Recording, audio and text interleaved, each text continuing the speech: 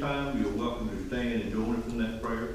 You're welcome to use this time to have your own prayer, or you're welcome to use it for a moment of silence, whichever you prefer. And at this time, I call on Lou Richardson for the invocation, and then Mr. Wayne Outlaw for our pledge of allegiance to the flag.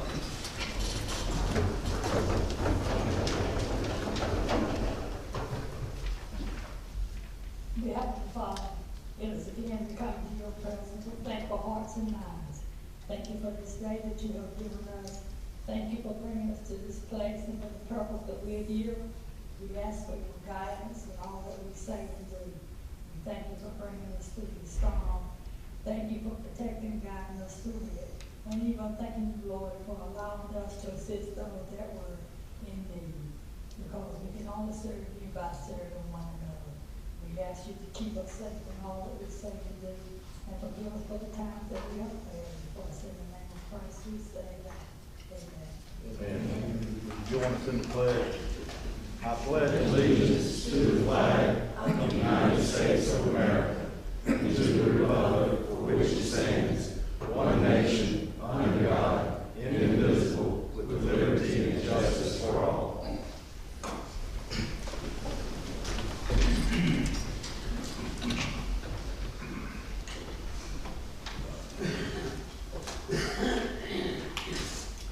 Thank you, Commissioners.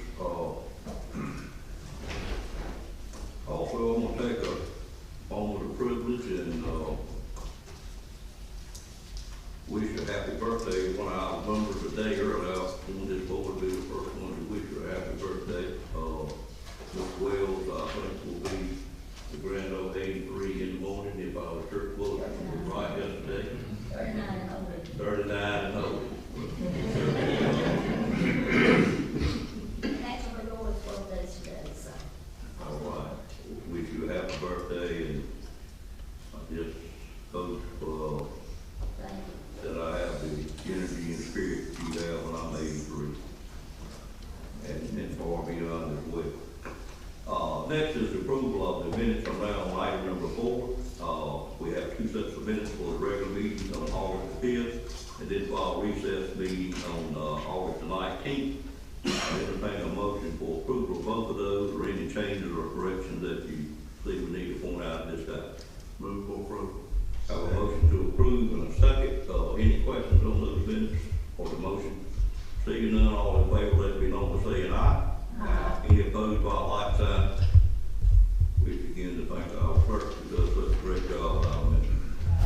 At this time, ladies and gentlemen, it is a public comment session or section on our agenda. And what this is for is to allow anyone from the public that wishes to address the Board of Commissioners on a monthly basis to come forward. We do have a sign-up time or period out front before the meeting. I'm a little bit lax on that with the Board of Commission, and if someone missed that and wishes to speak to us, we'd be glad for you to come forward this time. I had one person sign up, and I'm going to take care of that in just a bit, Mr. Burns. Anyone else wish to speak at this time? Now, if you want to speak on a public hearing or anything that's on the agenda, we wait at that time.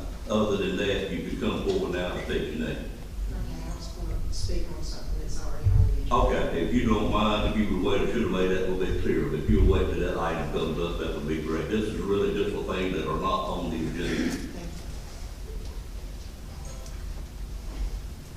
Okay, seeing no one else, I didn't feel it would give you due diligence or proper introduction. Mr. Burns, at this time, if you come forward, I'd certainly like to welcome you to Nash County. This is our interim superintendent of schools. I appreciate you signing up, appreciate you being here this morning, but if you just let us know, we'd have put you on the agenda, sir. But welcome. Chair Davis, Vice Chair Outlaw, Commissioner, I am Dale Burns. As the chair mentioned, I'll be serving as the interim superintendent for Nash County Public Schools for the next 6 months. During this time, the Board of Education will be engaged in a search for a real superintendent. So after 6 months, I can slip back into retirement. I've been on board for 2.5 weeks, and I've had the opportunity to visit every school, meet with every board member, meet with most of the central office staff, and I have learned a lot. There are some challenges and great opportunities in Nash County Public Schools. And at this point, we are working to better clarify some of those challenges and opportunities. My goal is to work to resolve what we can and to lay the groundwork so that the real superintendent, once he or she takes office, will be able to move the district forward. I'm excited to be here. I am not from this area, but I am. I'm originally from Wayne County. Grew up near Seven Springs, if you know where that is. A little bit out in the country, and I'm pleased to be back east of I-95. I've been in Raleigh for a long time. Not that I have answers at this point, but I will be happy to respond to any question that any commissioner might have. Thank you for that. Any commissioner have a particular question? And let's be fair with it, since this is second week on the job here, or third week on the job. But any questions or comments at this time? Mr. Chairman, I did talk to one of the school board members who were involved in interviewing you, and their comments to me that you're very knowledgeable and believe you're suitable for the job, so we look forward to working with you. Thank you, sir. Other comments? I just like to show the appreciation of the board for telling you that we certainly appreciate you being here. I hope the 6 months is not written in stone, and if you during that period of time decide that you wish to go back to work, I think this board will welcome you, even though it's not in our preview to pick the next superintendent. And we never do that, do not get involved in it. I'm just delighted to have somebody of your quality and past history in Wake County and maybe some other counties. I followed you while you were there, but I'm just delighted to have you here. I'm sure you can bring a lot to the table from Nash County. Thank you for doing it. Thank you, Mr. Chair. Thank you, Commissioner. Look forward to talking with you in the future. And if you don't mind, not to be rude, but I will not remain for the rest of your meeting. I have some work to do up the road here. Thank you. You've already been to all of our facilities. You're off and running. And I appreciate you doing that as well. I've heard comments about that already. Thank you. We're now on item number 6, which is recognition for Morgan Doughtie as the 2019 Senior Health Insurance Information Program Coordinator of the Year. Good morning, ladies. Good morning. Good morning. This is a side effect to working at a senior center. It is. So it's contagious, okay? Well, it's a great honor for me to come and be able to share with you that Morgan Doughtie, the Nash County Senior Center Supervisor, was named the 2019 Seniors Health Insurance Information Program's Statewide Coordinator of the Year for North Carolina. And I'm sure we all know that there's 100 counties in North Carolina, and out of all 100 counties that all have representation for the SHIIP program, Nash County's very own Morgan was chosen for that honor. SHIIP is a division of the North Carolina Department of Insurance, and the program is designed to answer seniors' questions and to provide Medicare beneficiaries and their caregivers with non-biased information about Medicare, Medicare supplements, Medicare Advantage plans, prescription drug plans, long-term care insurance, and other health insurance concerns. Morgan is a graduate of Campbell University, my alma mater. That's not why I hired her. And she's been an employee of the Nash County Recreation and Senior Services Department since July of 2017. She served as an activity specialist for 1 year. During that time, Morgan showed great initiative and enthusiasm as she worked to implement new programming at the Nash County Senior Center and to bring more visibility to our center and our programs. In 2018, she was promoted to Senior Center Supervisor. Morgan has served as the Nash County SHIIP Coordinator since 2017 and is responsible for coordinating all SHIIP activities throughout the county. Since her time as SHIIP Coordinator, Morgan, along with other SHIIP volunteers, have worked to save Medicare beneficiaries in Nash County a total of $260,572. I do want to note that these are actual dollars. It's not theoretical money. This is $260,572 that without the efforts of our SHIIP volunteers, our seniors would have been paying directly out of their pockets on an annual basis for each of them for their Medicare and prescription drug costs. Morgan has worked to create a phenomenal social media presence in the community in order to bring awareness not only to SHIIP, but to senior services in Nash County. She's gained a great working knowledge of the SHIIP program and has done an excellent job with partnering with key people in the county and surrounding areas to help meet the needs of Nash County older adults. We're very proud of Morgan's accomplishments and her efforts, and for the great honor of her being recognized as 2019 SHIIP Statewide Coordinator of the Year. Thank you.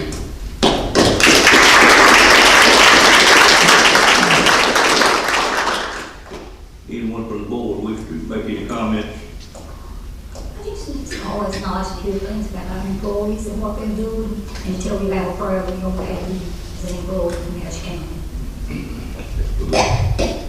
Other comments? Our senior center under our assistant county manager was really a senior center on the rise, and it has only continued to rise under Ms. McKnight, and the quality of people that you have in your area of responsibility is just amazing, and the things that you're doing are amazing to continue to provide for the citizens of Nash County. I thank you for what you're doing. Thank you, staff. I would just say, Morgan, I'll be honest with you, try to find out a little bit about you prior to coming in here this morning, and went to my encyclopedia Facebook to find out a little bit about you. I don't know you real well, unfortunately, but I found out in 28 over at Nash Community College when you had the program over there how much you must enjoy your job. I could just look at you, and it was just obvious that you really enjoy what you're doing. You may be like myself, I'm a workaholic, but I've never had seven jobs, but the only one I didn't enjoy, that was primary bike, the first job I ever had, but on the rest time I love, but it's just great to see people that enjoy what they're doing. I saw you do like to travel a little bit, and apparently recently with the Disney World, if I understood the picture of the building in the background, at first I thought it was place up in Asheville, but then I realized it wasn't. It was a Disney World. And you seem very happy down there with it. But we appreciate what you do for Nash County and the senior citizens. I can tell you that this board appreciates it a lot, because we understand what goes on over there, and a few times that we get time to spend over there. It just seems like it's a great atmosphere, and I'm sure that's tribute to both you ladies and the other ladies that you have working over there. I saw a few of them come in there, they are over there. We certainly thank you all. I know that we have one of the better senior center programs in the state of North Carolina, and just pleased to death to have the other facility open also. So thank you for what you do, ma'am, and keep your happy face. It's amazing, though, to see the accomplishments that she's made in 2.5 years here with Nash County. It shows that Nash County has some good employees. And not only that, we have employees that save the county money. We save citizens money with, in this case. And I want to also mention that both her mom and dad are here today. Oh, and her mom was a previous Nash County employee as well. Okay, great. Well, you should be proud parents by that. Thank you. Thank you very much. We now move to item number 7, which is a public hearing on general rezoning request for 1.3 acres on South Halifax Road in Joyners Crossing at Mill Branch Shopping Center, from rural commercial to general commercial. And I call Mr. Tyson to make that presentation this time. Good morning, sir. Good morning. This is the first of 2 rezoning requests on your agenda this morning. This will be a regular legislative public hearing. The second item will be a quasi-judicial public hearing. The subject property is a 1.3 acre lot, further identified as parcel 4 of the Mill Branch subdivision, currently in ownership of the Robert C. Davis Revocable Trust. You can see it on your screen here, outlined in red, and then on the zoning map to the right is outlined in yellow. This is the Joyners Crossing shopping center. That's the food line and the anchor store there, along with the strip mall and the parking lot. The subject property is an undeveloped out parcel of this shopping center located at the southeast corner of Joyners Crossroads, which of course is the intersection of East NC 97 and South Halifax Road. The lot's currently zoned RC. You can see it's in the pinkish color over here on the zoning map. It means it's intended to accommodate limited, moderately intensive commercial development, typically appropriate for what you'd see at rural road intersections. The lot is not located in a regulated floodplain. It is in a watershed protection overlay district, but it already, the shopping center as a whole has an existing drainage system and on-site retention pond, which you can see over here to the north side of the property. And that retention pond will allow this property to be built upon up to 70% of its total lot area, or just under 40,000 square feet.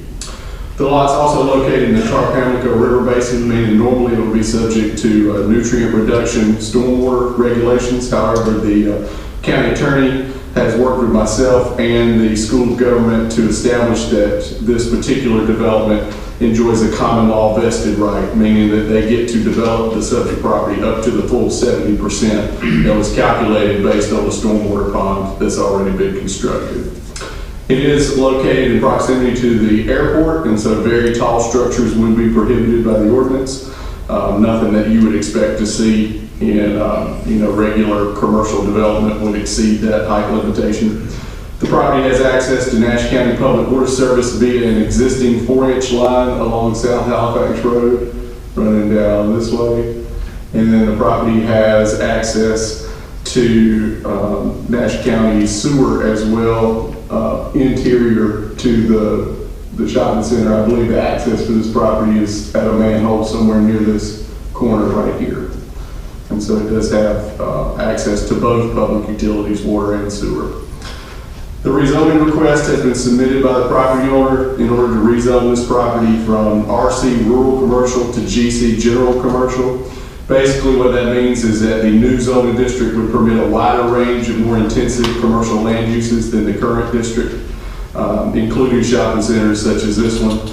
That district is primarily intended for locations that have access to major thoroughfares such as this one, which has access to East NC 97, and those that have urban utility services, which we just covered. Both services are present, water and sewer. Included in your package today is an excerpt from the table of permitted uses. Everything that is highlighted in yellow on this table is something that is not necessarily permitted under the current rezoning, but would be permitted if the request is approved, at least under certain permitting circumstances. And you can see as I go through that there are a number of new uses that this will open it up to. If I can go back, which I can't see a little. It's the I can't see it from that far away.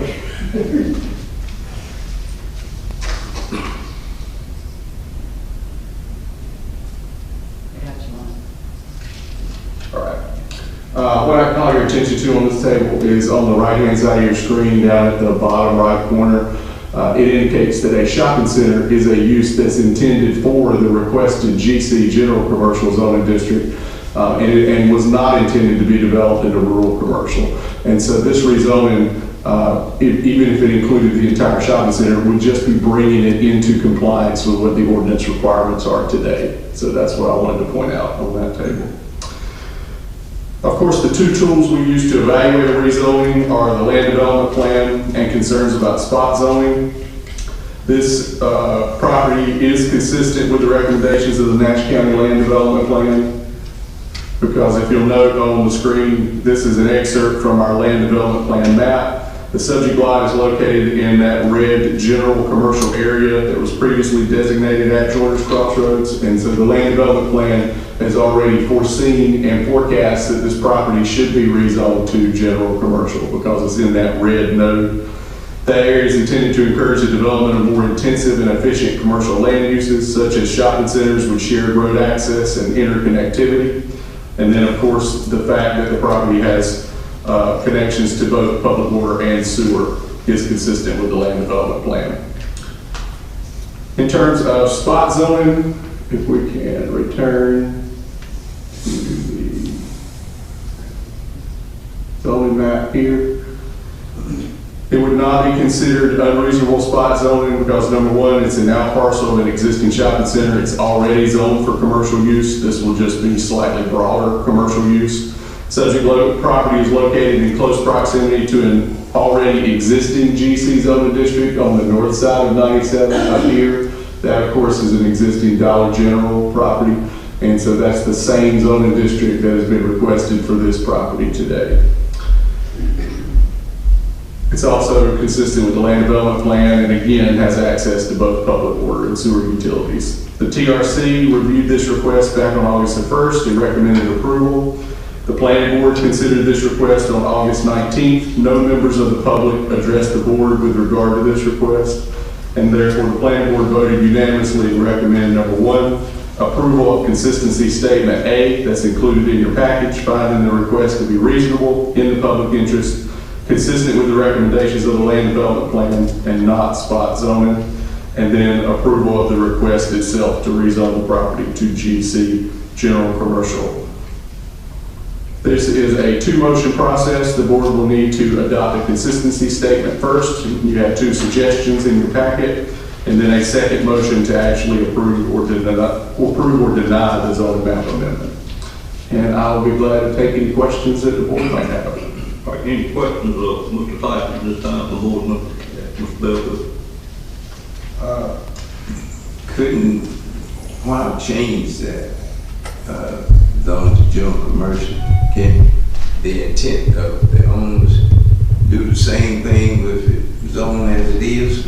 Well, if you recall the table of permitted uses that had all the things highlighted in yellow, the owner of that property wishes to be able to market that for a broader range of commercial uses. And so if they leave it zoned the way it is, it's a more narrow selection of commercial things that they can do with the property. So this will widen the possibilities of things that they can market that for commercial use. All right, well, have you looked at traffic situation there? Typically, traffic would be looked at by NCDOT when a driveway request comes in for a driveway permit. Obviously, this property is not at that stage because we don't know the particular use. We don't have a site plan. But the DOT would be the authority that would determine if a driveway permit would require additional improvements into the right-of-way. What I would anticipate is that this property may only have access from the interior of the shopping center, so it may not have a direct driveway to South Halifax Road. You may enter one of the already existing driveways here or here to come off of 97 or South Halifax and then access this parcel from the interior of the shopping center.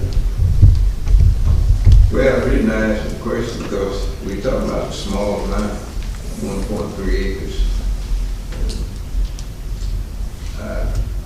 Personally,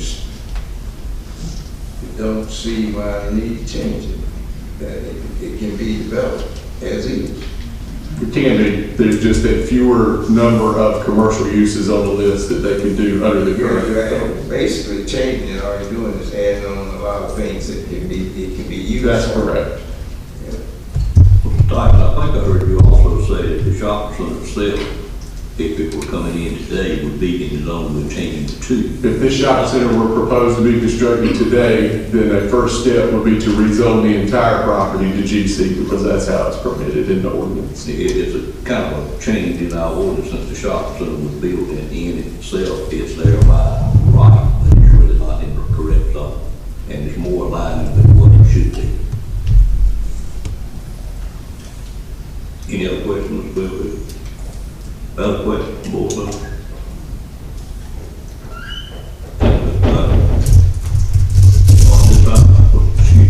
Hold just a minute. We thought man told me he had a question. I'm sorry. Yeah. The existing shopping center is under the old zoning, so it's technically a non-conforming use. It's a legal non-conforming use. And the owner of the property is just getting this one parcel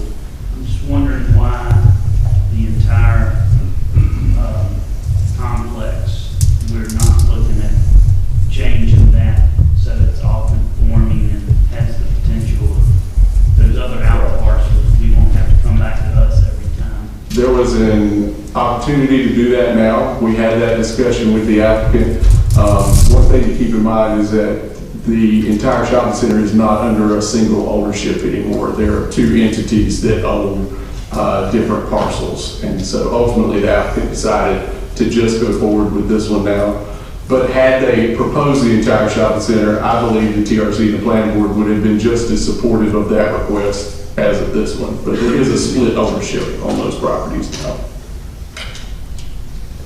And if we ever reviewed our plan, this is something the staff would look at as far as changing the whole. Well, I think this is something. Does it affect the value, the difference in these two categories? If it did, I think that this would increase the, I work in tax departments, I guess that, but I would think it would increase the value because it gets able to be marketed for a broader continuum of uses.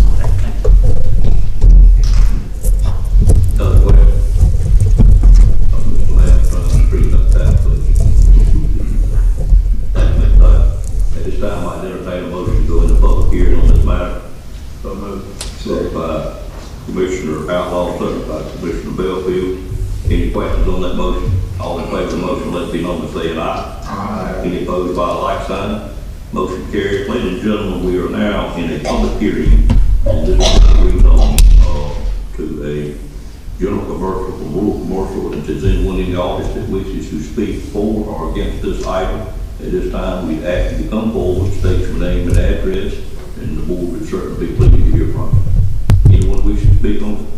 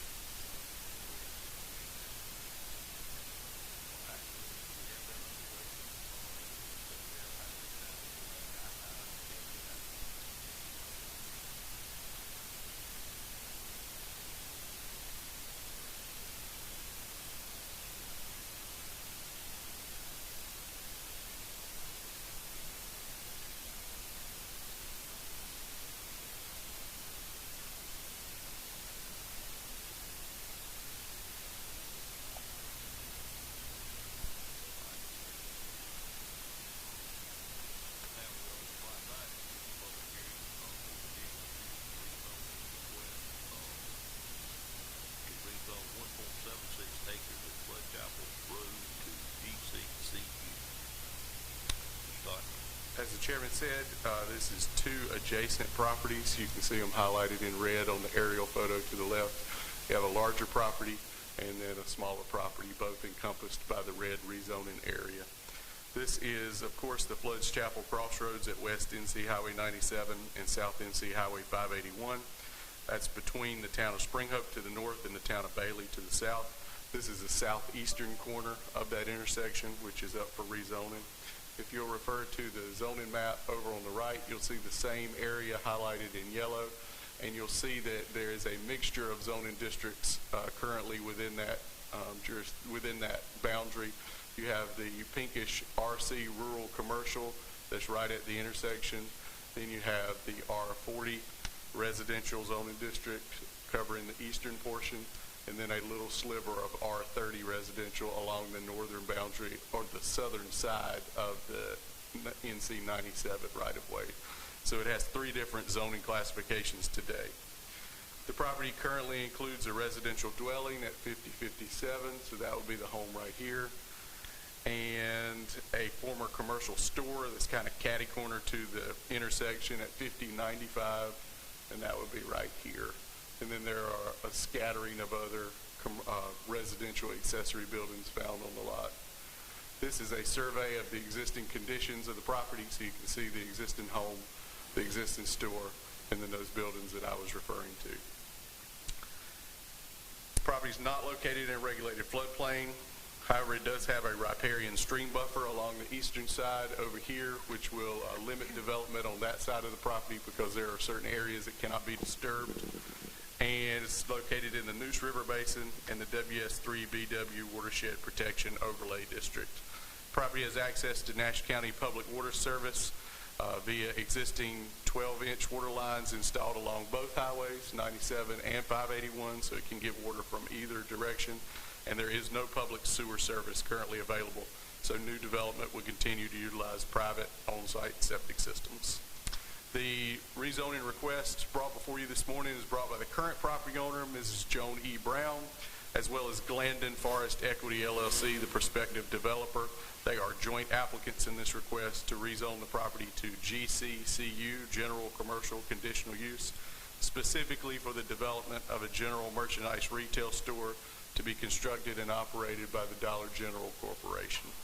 And so you can see on your screen now the proposed site plan. It depicts a 9,100 square foot retail store here in the center of the property with a 46-space paved parking lot. And you see, of course, the parking spaces here, a single driveway out to NC Highway 581. The southwest area of the site is where the on-site septic system will be installed. And then there's some area reserved in the southeast for the stormwater management pond, which would be in this vicinity right here. And then, as I mentioned earlier, you have a riparian stream buffer that leaves an area not to be disturbed along the eastern portion of the property.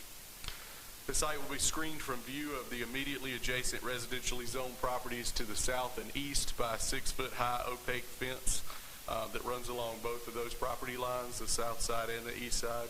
And then it'll be partially screened from view from the adjacent road rights-of-way by a proposed vegetative buffer consisting of a mixture of understory trees and evergreen shrubs.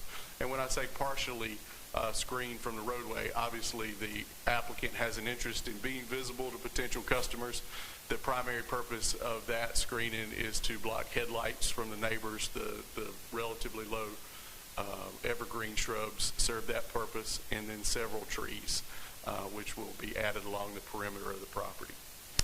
This is a conditional use request, so the permitted use of the property would be limited to just a general merchandise retail store only if you approve it, and it can only be approved in accordance with this proposed site plan. And so if the applicant needed to make a substantial change to this site plan, they would be required to go through the same process and bring it back before you for re-review and reapproval. As I noted, the property is located in the WS3 BW Watershed Protection Overlay District, meaning that the development of the site would normally be limited to a maximum allowable built-upon area of only 24%. So basically only a quarter of the property could be built upon with rooftop, asphalt, pavement, concrete. However, the site plan we just looked at proposes a total built-upon area of 43.62%, which obviously exceeds that standard 24% limitation. So the ordinance provides this board what's called the 1070 watershed development option. It's an option where you can grant on a case-by-case basis permission to exceed that 24% standard limitation and allow certain projects to go up to 70% of coverage. A stipulation is that engineered stormwater controls, such as the wet detention pond I mentioned, are involved, and of course they are here. The catch for this process is that the board can only utilize it for 10% of the total land area included in the whole district. So you have on the screen a map in green of the entire watershed protection overlay district that we're concerned with.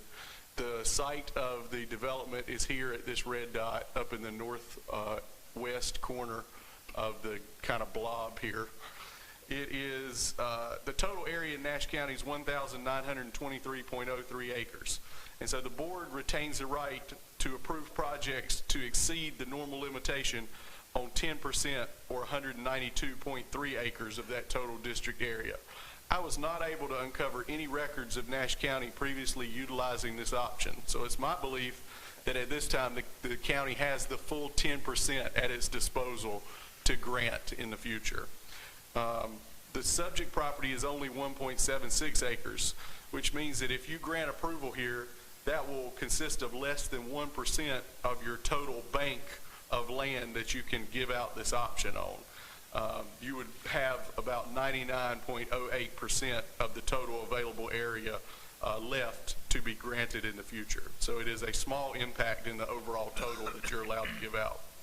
The land development plan provides some criteria to help you select which projects should be granted this specific option. And that's the next table that's in your packet. It provides a points-based project selection criteria for the 1070 watershed development option. Each project is assigned a point score based on several factors, which you can see down the left-hand side of the table.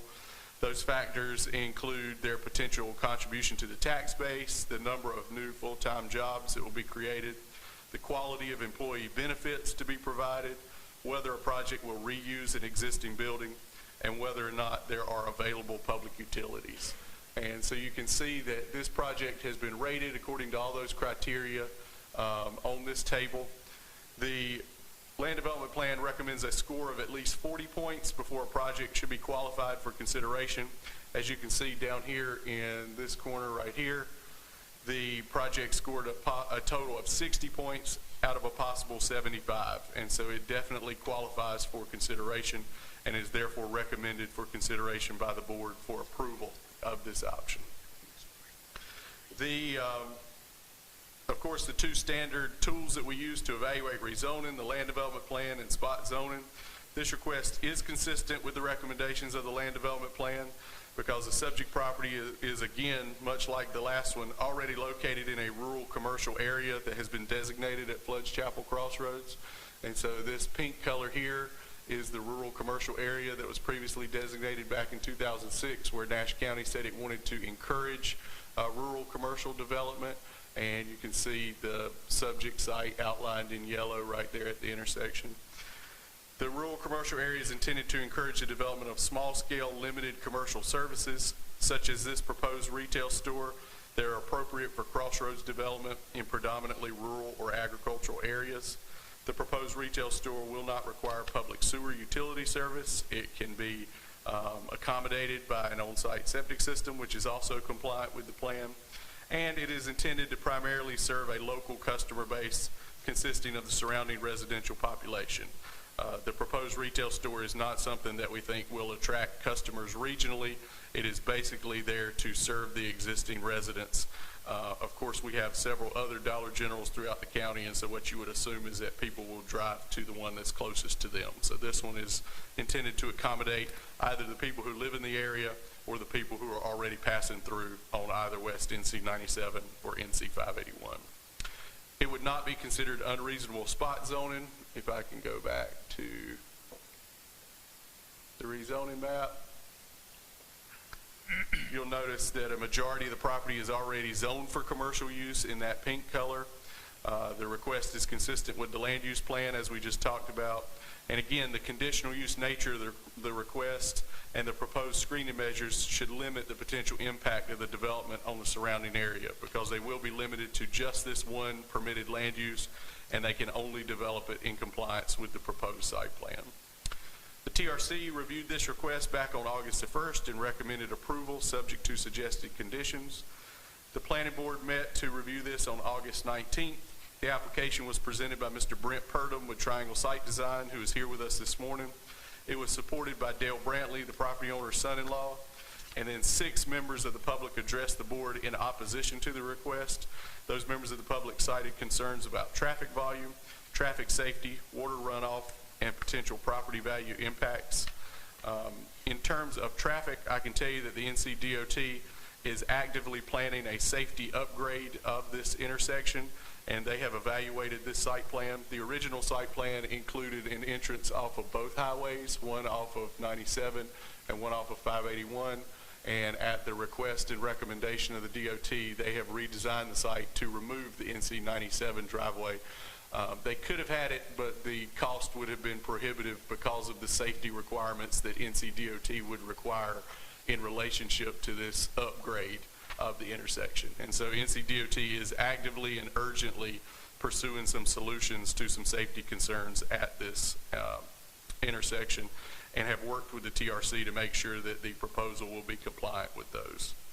After hearing all the input from the public and the applicant, the planning board voted unanimously to recommend 3 things. Number 1, approval of consistency statement A, finding the request to be reasonable in the public interest, consistent with the land development plan, and not unreasonable spot zoning. 2, approval of the request to rezone the property to GCCU. And then finally, approval of the issuance of a conditional use permit for the development of a general merchandise retail store, and to authorize the 1070 watershed development option that we discussed previously. This is a 3-motion process. You have your standard consistency statement, and then a motion to approve or deny the map amendment. And then because this requires a conditional use permit, there's a 3rd motion to do that, and to at the same time authorize the 1070 watershed development option. Because this is a conditional use permit, there are 5 standards that the board must find that the application meets. You must conclude, number 1, that the proposal meets all the standards required by the Unified Development Ordinance. Number 2, that the development will not materially endanger the public health or safety. Number 3, that the development will not substantially injure the value of adjoining or abutting property. Number 4, the proposed development will be in harmony with the area in which it is to be located. And number 5, that it will be in general conformity with the land development plan. And included in your package are those 5 conclusions, as well as some supporting findings of facts organized under each heading that I'll be glad to talk more about if we need to. And then, of course, because this is a conditional use permit, there are 3 suggested conditions.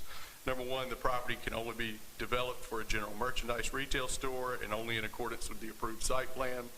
Number 2, because this is 2 separate properties, prior to the development of the store, the applicant needs to record the proper documentation to combine those 2 parcels into a single lot. And then number 3 just outlines the other permits and documents that will be required from other agencies before the property is permitted for construction. Mr. Brent Purdom, as I mentioned, from Triangle Site Design, is here to represent the application. Once we open the quasi-judicial public hearing, I do ask that the board would accept the report and all the supplemental documents, the maps and charts, as part of the evidence submitted during the quasi-judicial public hearing. And I'll be glad to take any questions before we proceed to that. Any questions from Mr. Tyson? Very thoroughly presentation, but any questions at this time? Seeing none, thank you, Mr. Tyson. Ladies and back up one step, I'd entertain a motion to go into public hearing on this matter at this time. So moved. Moved by Commissioner Combs. There's a second. Second. Second by Commissioner Leggett. One say Wells, one say Leggett. Any questions on that motion? All in favor of the motion, let it be known by saying aye. Aye. Any opposed by like sign. Motion carries. Ladies and gentlemen, we are now in a public hearing on this conditional use. It is a quasi-judicial public hearing, which means that you have to be sworn in by the clerk prior to giving testimony on this. And what I'd like to do, if we could, is anyone that thinks they may wish to speak on this matter, if you would all come forward now at the same time. We'd like to swear you all in at the same time, just for the sake of time. So if you think you may wish to speak either for or against, please come forward and let the clerk swear you in at this time.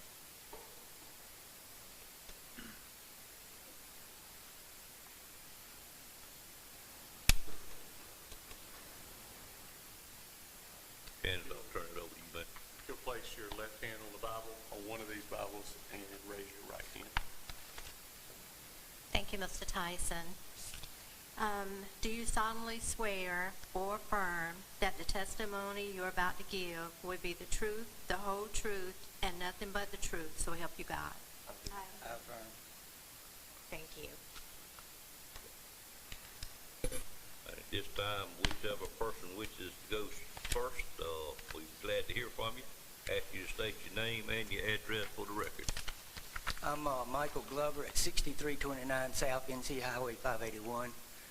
I am one of the lucky ones that got a letter from the planning board because I'm 600 feet from the intersection. That, my personal opinion about that needs to be reviewed for the county because 600 feet is not a lot of people in the rural community.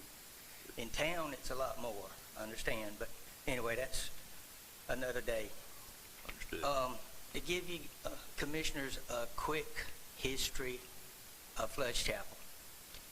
I was born and raised in the area. Flood Chapel, of course, is the intersection of Highway 97 and 581. There were 3 stores in the intersection about 25 to 30 years ago, and I think I'm a little shy on that. I think it's been longer than that, but we'll go with that. The northeast corner, the northwest corner, and the southeast corner had 3 what we would call today convenience stores, gas stations. They're no longer there. They haven't been there. One was converted to a home on the, that would be the northeast corner, was converted to a home. The other one, which was my dad's store, has been torn down. The third store, which is on the property that we're talking about, is falling down. So, you know, I'm saying 25 to 30 years, nobody has laid claim. Those stores were there, and they were never developed as a business afterwards for 25 to 30 years. So that said, I just believe, you know, corporations and businesses moving in on small communities is nothing new, and it can be a convenience to a community when proper due diligence has been executed and honest facts have been presented. I do not believe in this case that the due diligence will hold up in the case of our community support for a Dollar General store. The community has nearby convenience stores and a Dollar General in both Spring Hope, Bailey, Middlesex, Zebulon, Sandy Cross. They're everywhere. Most of our community are working families. They work away from home. They shop where they work and bring it home. They don't come home and then go shopping. So that's my 2 cents. But the corporations and businesses that flood the small communities and small towns just for the sake of numbers to meet some business goal or corporate agenda, or while we are losing rural America. People move to the country and the small communities to get away from the traffic, businesses for peace and quiet. Our area is mostly a residential community where people want to live because of less congestion in businesses. I pulled up the 2018 census for the Flood Chapel area. It's, 2018. Bailey had 561 people. The 2010 census, they had 569 people. They're losing people. Spring Hope in 2018, they had 1,307 people. And in 2010, they had 1,320. So population's going down, it ain't going up. I understand business can help bring it up, but at this point, I don't understand it. Why we have to have a Dollar General when we got so many around. I currently work for a large company where our motto and corporate purpose is to glorify God by being a faithful steward of all that is entrusted to us, to have a positive influence on all who come in contact with us. That said, I think that's a lesson learned for some of these corporations. I just feel that this business is trying to meet some quota or corporate goal without truly considering the impact on our community. I'd like to ask if the zoning department, you guys, has actually been out and physically looked at the property. Either one of us. I have not. Somebody from our office has been out. Okay. That's good to know. The difference between, at the planning meeting, the zoning department made reference that Sandy Cross was very similar to Flood's Chapel. And it is in respect that they both have churches. But as far as businesses, they don't. Sandy Cross has a gas convenience store, a restaurant, and a big produce company. Flood's Chapel has a car lot and a floor sanding business, which both of them are just about out of business. They're really not operating on a day-to-day basis. So that's the biggest difference I see in the two properties. And then the church just had their parking lot paved, and it dumps the majority of the water onto 581. 581 goes down, running south down toward our house. And I believe Mr. Cone and Miss Leggett got a letter from one of my neighbors, email, stating that when the state came in and cleaned the ditches out, it's dumped a bunch of water on my property. And if I could use a map, yeah, that map. Take me just a Yeah.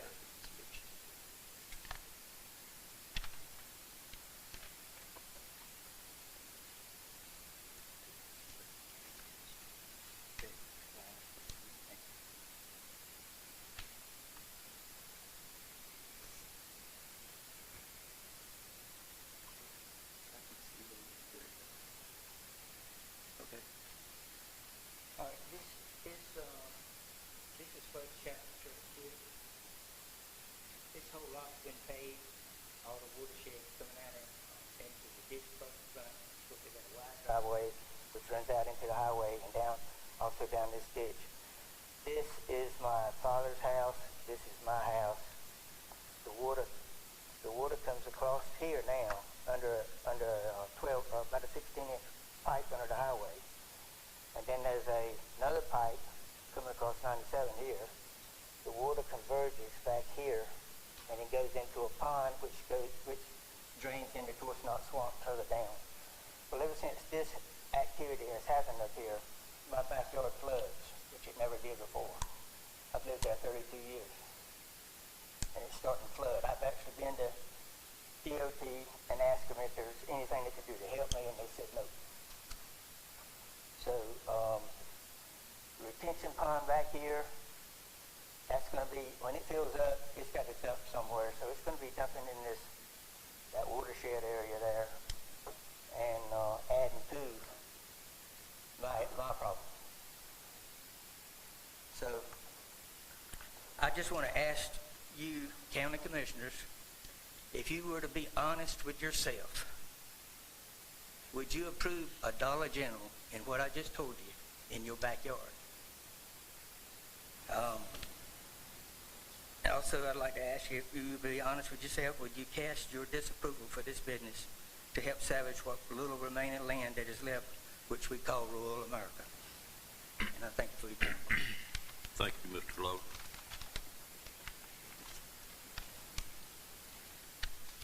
Next speaker. You would state your name and address also, ma'am. I'm Cheryl Glover. I live at 6329 South NC 581 in Spring Hope, North Carolina. A lot of the things that I have to say he has already said, so I will just kind of pick the points that he has not discussed. First off is the intersection at this business. I know they say that they have talked with DOT and they have active plans to do something about this. In the 30-some years that I've lived there, I have heard this more than once, and nothing has ever come of it. And now we're looking at adding additional traffic up and down both 97 and 581 to access this business. Also at this intersection, we have a lot of school bus traffic, They are taking our students to Southern Nash Middle School and Southern Nash High School. Do we really need to add an additional distraction in this area to the traffic that's coming by having a store on that corner?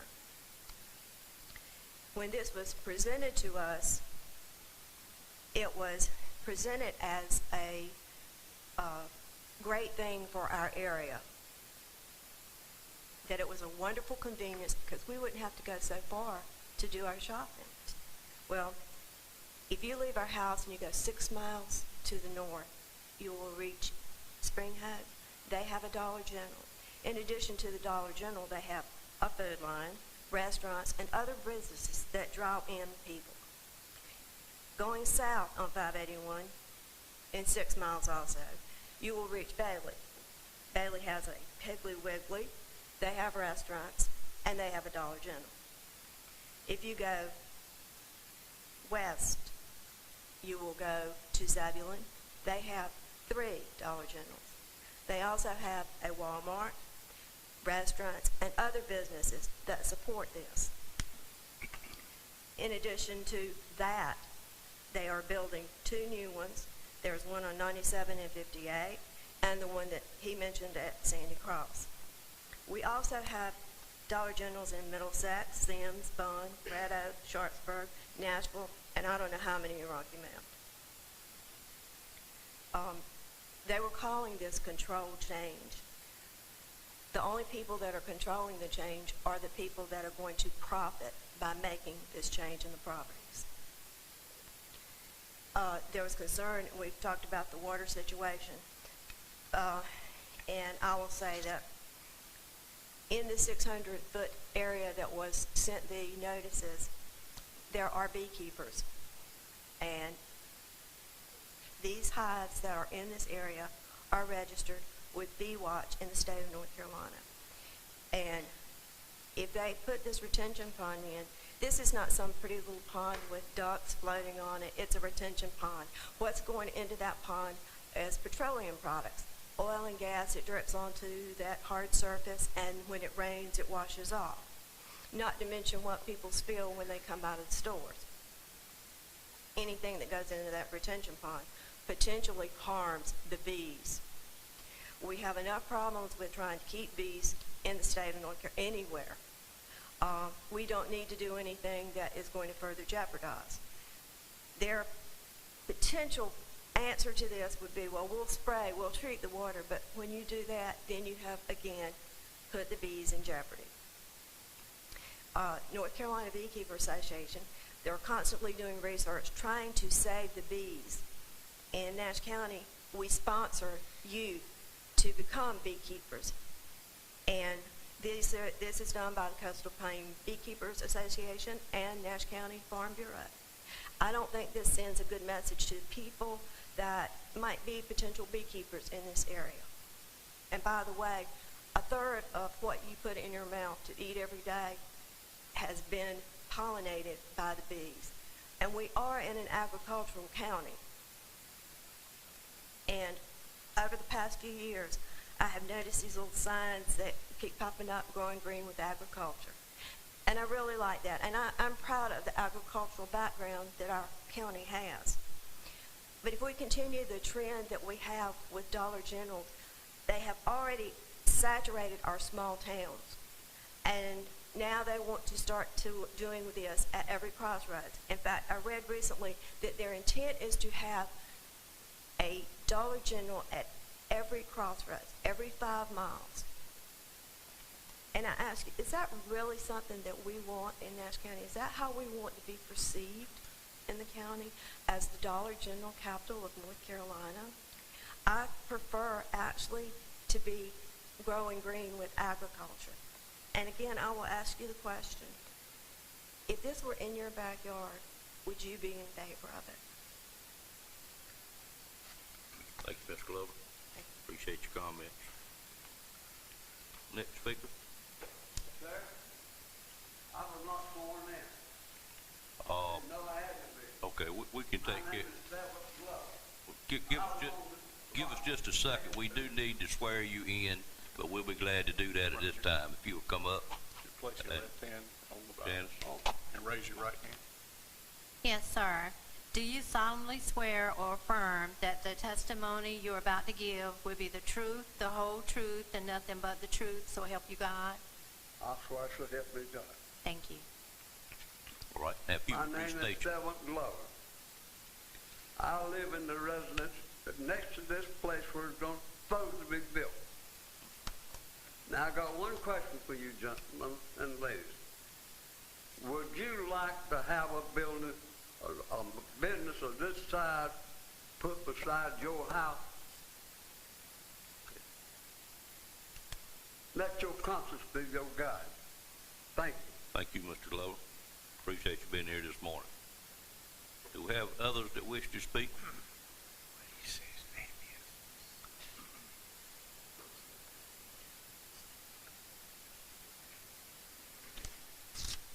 Morning, ma'am. Good morning. My name is Christy Brantley.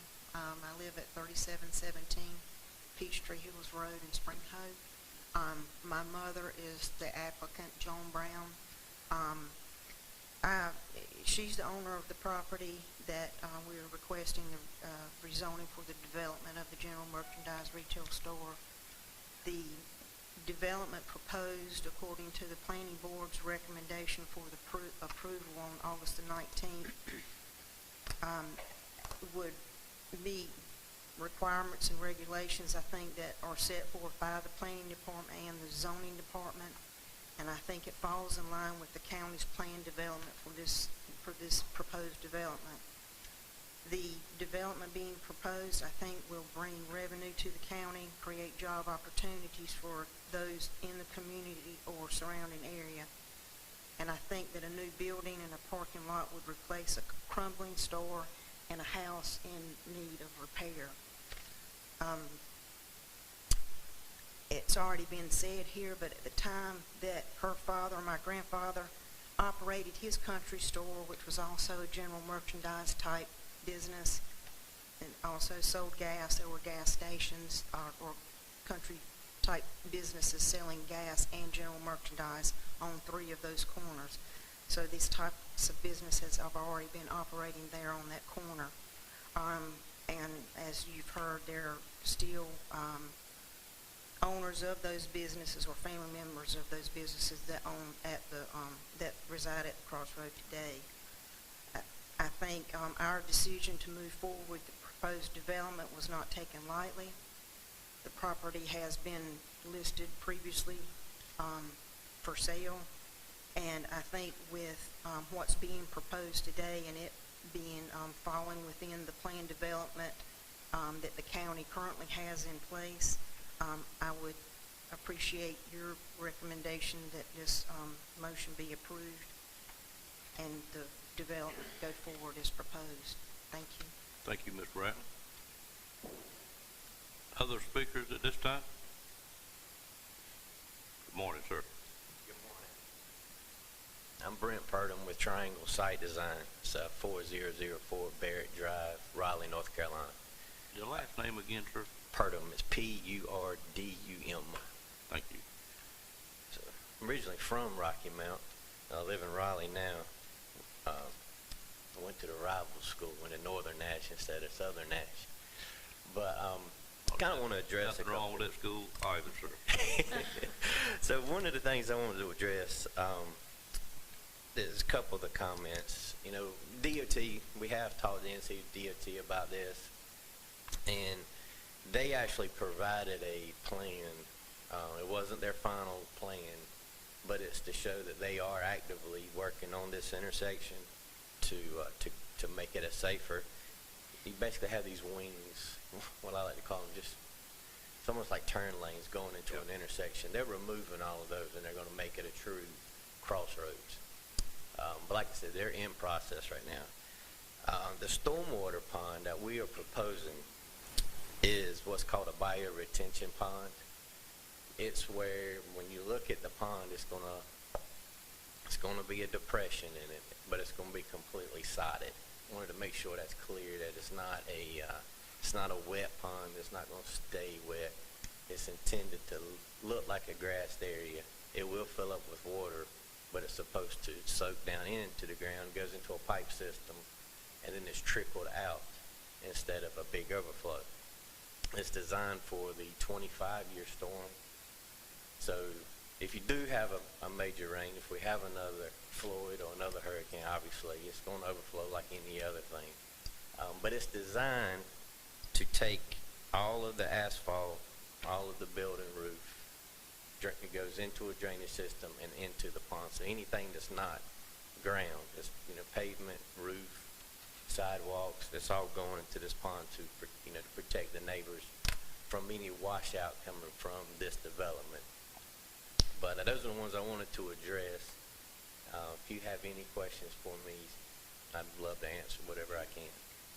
Any questions from Commissioner? I do. The engineering part? What is a 25-year storm design? How much water would that take care of?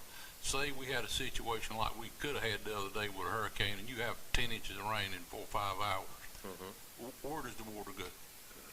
Well, there will be a time where when you have a ton of water like that, there is an overflow device. So it will basically breach the top of the bank and overflow, just like you would any other shopping center, any other type of development has the same system. It's to prevent the dam from busting out if you have a heavy storm. So if you have 25-year storm would probably be if you had 5 inches in an hour, 5 to 10, somewhere in that time, that range. It wouldn't be 50-year storm, which would be, you know, more like a small hurricane. You know, what was Floyd was 100-year or 500-year, right? So I'm not really sure. I couldn't give you exact numbers on how much rain it would be, but that's the way it's designed. So if you have 10 inches of rain in 2 or 3 hours, this retention pond's going to overflow. Is that right? There's a possibility. If you had 18, 19 inches of rain like we had when Floyd come. Oh yeah, that's like. In that case, everything's going to overflow. Everything's going to overflow. But if, in case of a big rain or a 25-year rain, and the pond overflows, where does it go from this property? It's going to go to the wetlands on the east side. Going to go to the same place it's all going. So right now it's already coming across 97. So it's going to go into the same. So where it's draining right now, it's draining to that southeast corner of that property. With the current development that's there, when it rains, everything's still draining based on topography to that southeast corner.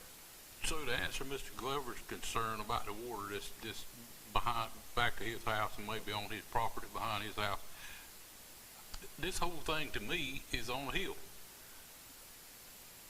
Why won't that water go to the branch below his house? Is there some way to make sure that this water off this property goes where it's supposed to rather than backing up?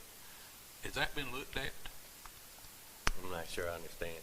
It's designed so when it rains, it's going to cover all your asphalt. It's going to go into the pond, and then that pond's going to treat it. So we're going to have any type of nitrogen and everything supposed to go into the pond, and then it goes. So it's going to stay its natural course, but we're slowing it down. We're preventing it from a massive rush. So in a big rain, Mr. Glover don't get any more water than he's getting now. Is that the way That's this correct. is designed?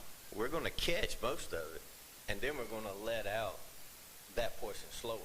So if you have a heavier rain, there's still a huge amount of volume that we're keeping, and then the rest of it's going to overflow. But what we've kept inside the pond is going to trickle out after the storm ends.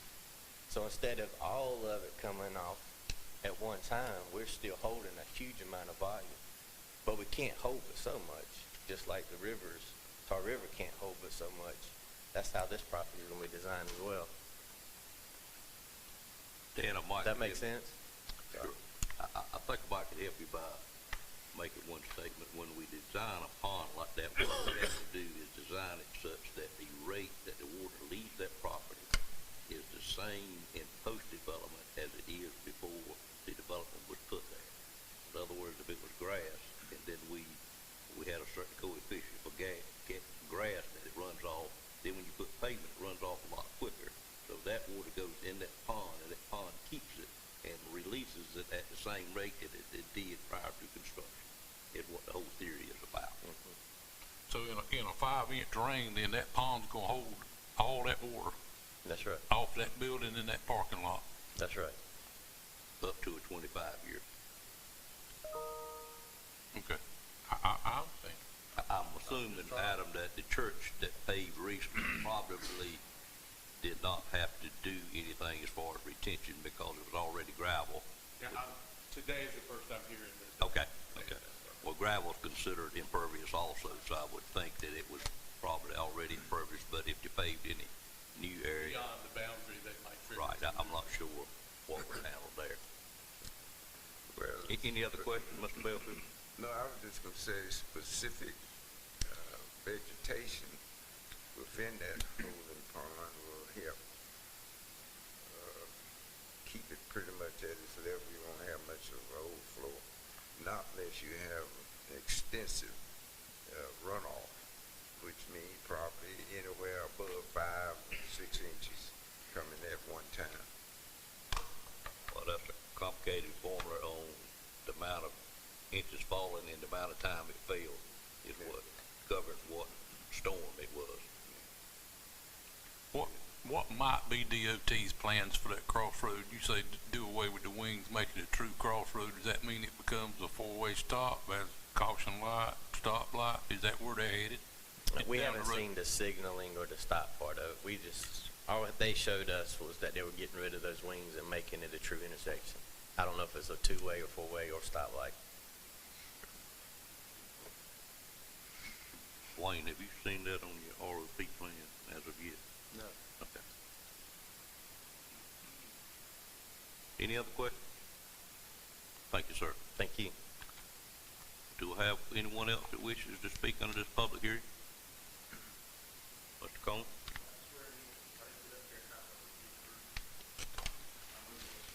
All right, we'll swear you in, sir. Put your left hand right. Good morning. Good morning. Do you solemnly swear or affirm that the testimony you're about to give will be the truth, the whole truth, and nothing but the truth, so help you God? I do. Thank you. I don't have property around this intersection. I have something. Mark Cone, 862 NC 231 Spring Hope. Sorry about that. Thank you, sir. I was saying I don't have property around this intersection. I have something much more precious goes through that intersection every day, and that's my daughter. You're talking about safety, DOT making that a true intersection. I would ask that you, before you completely approve this, because no doubt it's going to get approved, it meets the criteria. But you need to see what that safety is. With those of you who didn't go to Southern Nash, I understand you went to Northern, not all of us are blessed to be Firebirds, but in the 80s, 70s, and 80s, we had a place called Dickerson's Store at the intersection of Southern Nash Road. When I was 15 years old, I lifted a car with 5 other guys off of a girl in that intersection. That was not an anomaly in that intersection. And they've added the stoplight there. It's still a dangerous intersection. All that traffic, I'm telling you, your engineer needs to bigger parking lot. Because Southern Nash, between the hours of 3:30 and 4:30, will be in that parking lot every day from August to June. I know, I went to school there. My daughter's going to go up and down that road. I go up and down every day, went up and down it this morning. All I'm asking before you completely let this thing ride is see what DOT has planned, because the most precious cargo we have in our lives, a lot of it rides by that store every day. Thank you. Thank you, Mr. Combs. All right, we have anyone else wish to speak during the public hearing? Seeing no one, I would entertain a motion to close the public hearing at this time. So moved. Motion by Commissioner Leggett, is there a second? Sure. Second by Commissioner Richardson. Any questions on the motion? All in favor, let it be known by saying aye. Aye. Any opposed by a like sign? Now, a discussion from the board members prior to accepting a motion. Any discussion at this time? Seeing none, we have a three-part process here, and the first part would be a motion on a consistency statement, either A or B, with the items stated below it in your agenda package. And I would entertain a motion for that at this time. Before we do that, Yes, sir. is there any way we could find out what DOT's plans is for that crossroad before we move forward? I don't think there's a way we can find out today. We could table this matter and invite the DOT to come give us a brief presentation. My knowledge is basically what Mr. Purdum's is, that they're going to do away with the wings and make it a true crossroads, but I don't know anything about the signaling. So if you wanted that information, we can certainly bring it to you, but I think it would require you to table this item till later. And I really don't know that whatever their plan is, it's going to make it. I don't know that it would change the situation with this piece of property, so I just. Right. But DOT was satisfied when the applicant removed the second driveway from the site plan.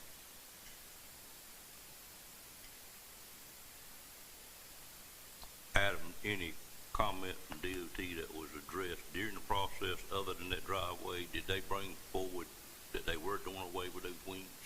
Yes, they told us that at the technical review committee.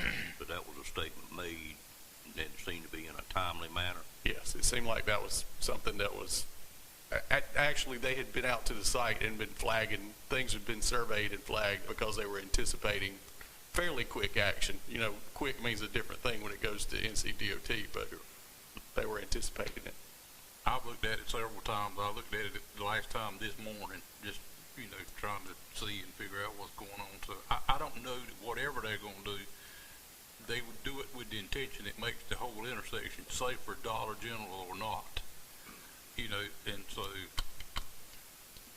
Well, if they're going to do away with the wings, there would then, it would be traffic count driven, what type of device is put in the intersection. We know that. Yeah.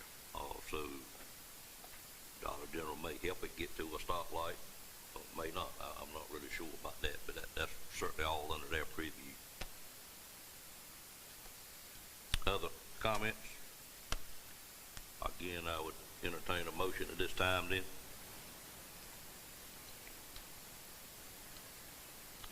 I make a motion to approve the consistency statement A. And the item stated below, Mr. Belfield? Oh, yeah. Okay. Right. All right, I have a consistency statement A motion that includes item 1 and 2 below consistency statement and the subheadings under 1 and 2. Is there a second to that motion? I would just say that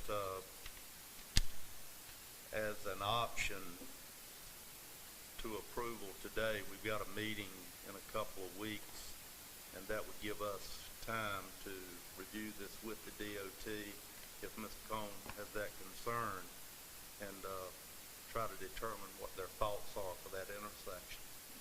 Well, I really don't think I don't think it'll change this track, whatever they decide to do. So, well, I know most of these locations, I know out in on 97 where we've got a Dollar General, it's right across from the food line. There's a lot of business going on in that area, but there is a stoplight in that area, and there is a stoplight at Sandy Cross, and there's a stoplight in Red Oak, and there's a stoplight in most of these locations. So I just throw that out as an option that, you know, you could delay or table it for a couple of weeks to at least satisfy yourself on that point. But the final outcome is going to be the same, I would think. I think you're right too. All right, I have a motion on the floor. Is there a second to that motion? Second. Second by Commissioner Leggett. Any questions on the motion? All in favor of that motion, let it be known by saying aye. Aye. Any opposed by a like sign? That motion carries. Next motion that I would need would be a motion to approve or deny the zoning request. Make a motion to approve the zoning request. Have a motion to approve. Is there a second? Second. There's a second by Ms. Richardson. Any questions on that motion? All in favor of that motion as well, let it be known by saying aye. Aye. Any opposed by a like sign? Motion carries. And then I need a third motion. Mr. Tyson, would you state what the third motion needs to say, if you would, since you are very diverse in this, sir? It is to approve or deny the issuance of a conditional use permit, and at the same time to authorize the 1070 watershed development option. Including those 1, 2, and 3, 4, 5. 1 through 5 conclusions, and then 3 conditions. Okay. All right, I'd entertain a motion as Mr. Tyson outlined for us at this time. Move approval, Mr. Chair. I have a motion by Ms. Richardson. Is there a second to that motion? Second. Second by Commissioner Bellfield. Any questions on that motion? Let it be known by saying, all in favor, let it be known by saying aye. Aye. Any opposed by a like sign? That motion carries. And Wayne, I'm going to ask you if you would. I know you are. I was getting ready to say okay. that prior to our meeting on the 23rd, I will interact with the DOT, and I may even take Ms. Cone with me when I do that, and we'll try to determine exactly what their thoughts are for that particular intersection. Yeah, Mr. Outlaw's our representative on the Rural Transportation Planning Committee. Certainly look into that, Mr. Tyson, so we'll know moving forward what we're going to come forward with that. All right, that concludes that item on the agenda.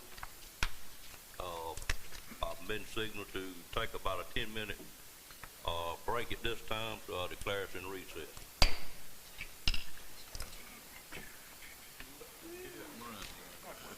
What happens typically when you're there?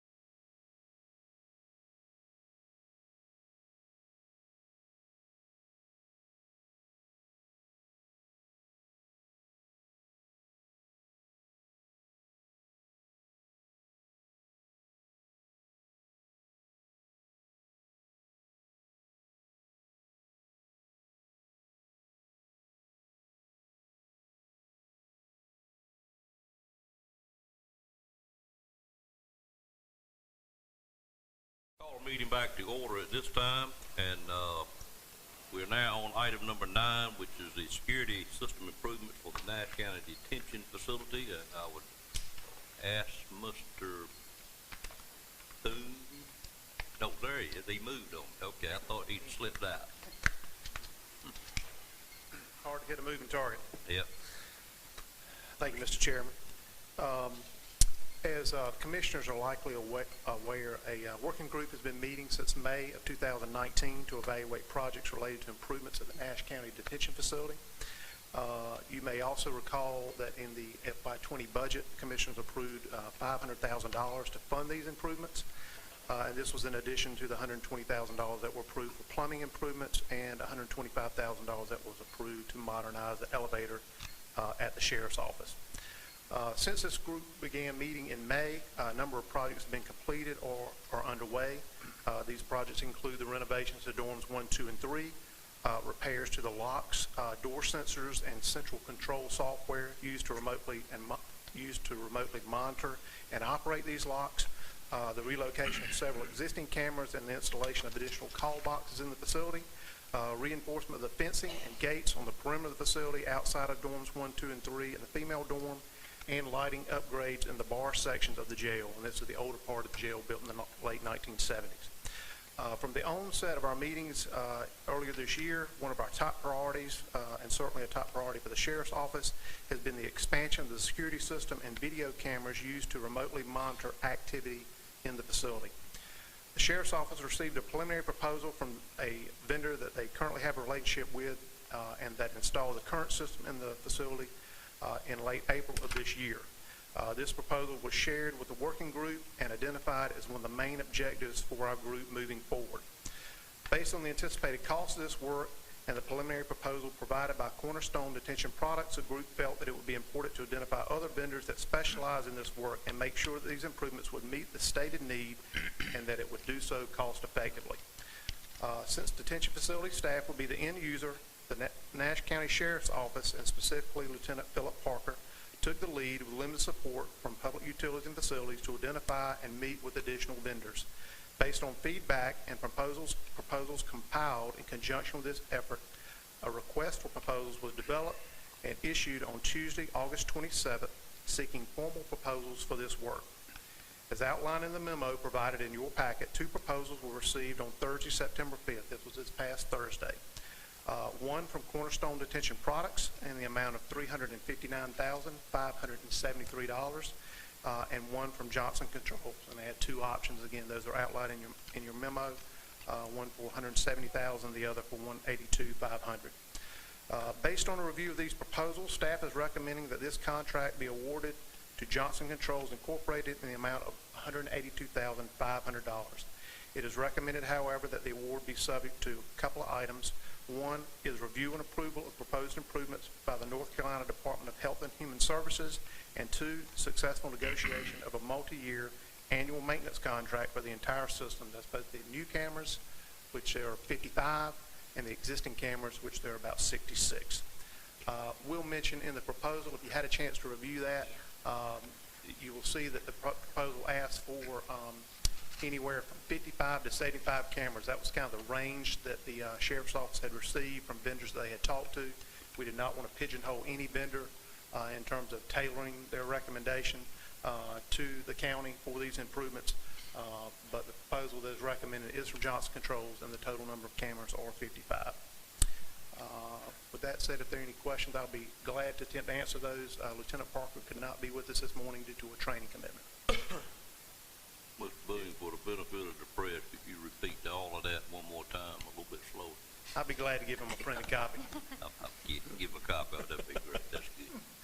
Well, any questions? Yeah, the security system, you're talking about doing that now? Yes, sir. This would be to expand the existing camera system, of which there are about 66 cameras. This would add an additional 55 cameras to the system. Primarily focused on, I guess I should have said, the new cameras will be focused more on the residential areas, the dorms, some improvements in the exercise yard, where I think you're aware we've had some incidents, and then addressing some blind spots internal to the facility.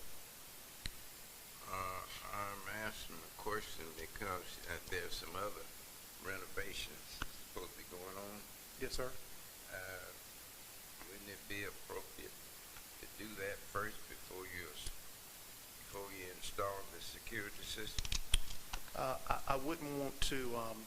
I wouldn't want to speak for the Nash County Sheriff's Office, but I do not believe that these improvements would necessarily, in any way, be an impediment to any additional improvements in the jail. The things we've talked about prioritizing are locks. I mentioned those in my report. Security cameras, which have been a high priority for the sheriff due to security-related concerns, not only for the employees, the detention officers, but also for the inmates. And it addresses needs in areas where they currently do not have surveillance capabilities. And due to some of their manpower limitations, they feel like having that additional surveillance would be beneficial from an operational standpoint. Other items that we are looking at are some improvements in the kitchen, the freezer cooler. We're looking at renovation of some of the bar areas in that older portion of the jail when I mentioned, which would not be in conflict with these cameras. Other items that we're talking about caught me a little bit off guard. Let me look at my list if you don't mind. Some lighting upgrades, which I mentioned in a report. We're starting to work on those. And HVAC controls. We've got 2 independent systems in the jail that need to be integrated. Again, this camera system will not be an impediment to those types of projects. But safety is certainly a very important issue and one that the sheriff has been very passionate about. Well, we allowed the sheriff to rank or put priority on these items, and his first priority has always been the camera system. So, but the other work we're doing. That's been the sheriff's yes, sir. first priority. Every time we spoke to him, it's been the first one. But really, as Mr. Boone said, there's no conflict between that and anything else we're doing anyway. In fact, it will enhance everything else we're doing. Okay. And so, and the sheriff understands.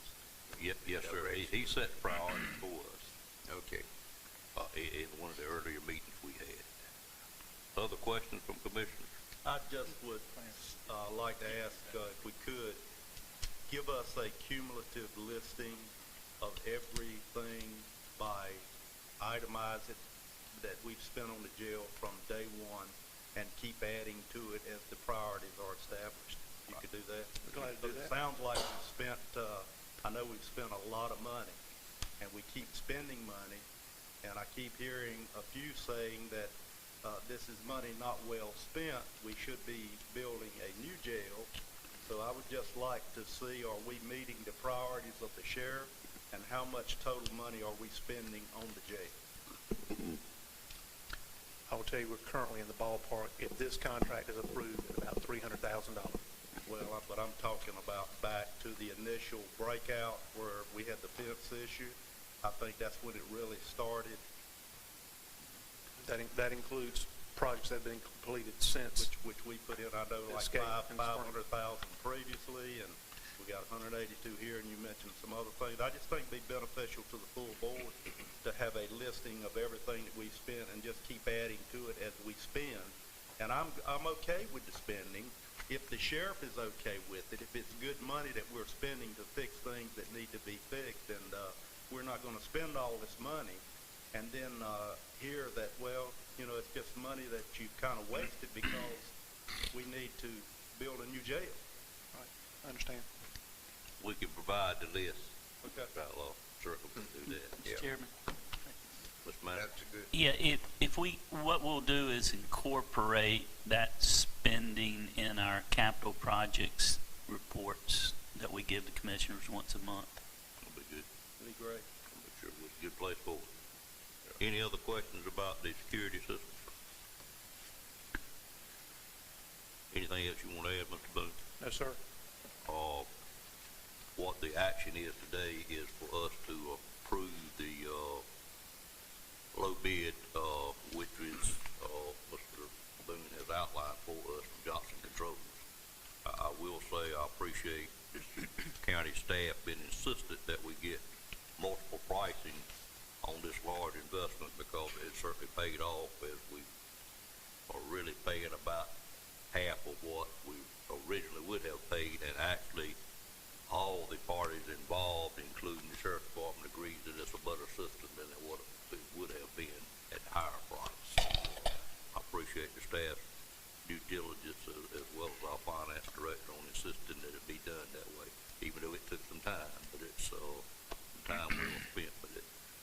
that said, I'd entertain a motion for approval of this request. So moved. Moved by Commissioner Wells. Is there a second to that motion? Second. Second by Commissioner Combs and Leggett at the same time, I think. Any other questions on the motion? All in favor of the motion, let it be known by saying aye. Aye. Any opposed by a like sign? Mr. Boone, you would order the cameras out and you satisfy yourself on the two contingency items, sir. Thank you, sir. Thank you.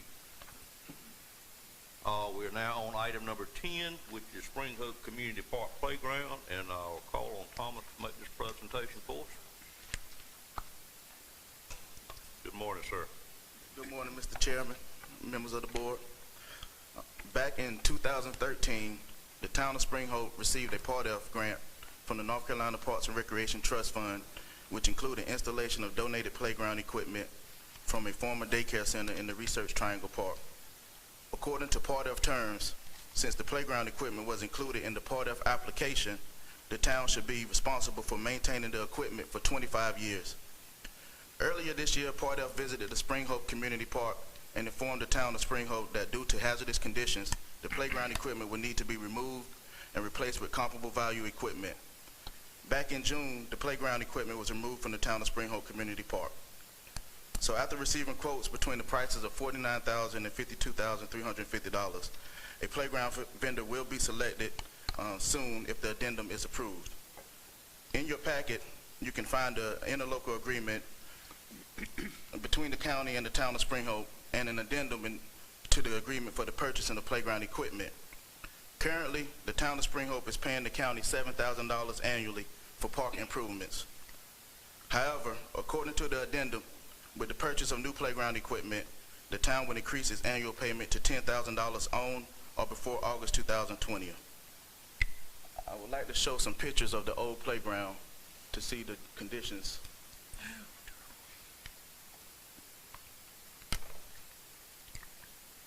And this equipment was removed, as I said, back in June.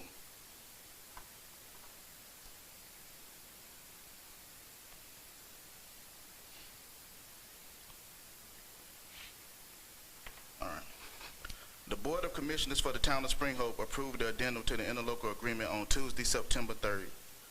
I'm recommending to the board to approve the addendum of the interlocal agreement which allows the county to purchase equipment for the Spring Hope Community Park. Any questions?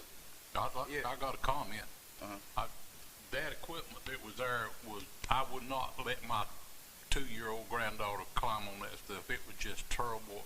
I made the comment to the town, you need to just get rid of this stuff. So, and the need's great. And when it comes time, I'd certainly recommend we go ahead with it. Other comments? Yes, a question. When I was reading this over the weekend, thought came in my mind, are they purchasing new equipment? Is this already used equipment? If the addendum is approved, we will purchase new equipment for the park in Spring Hope. So,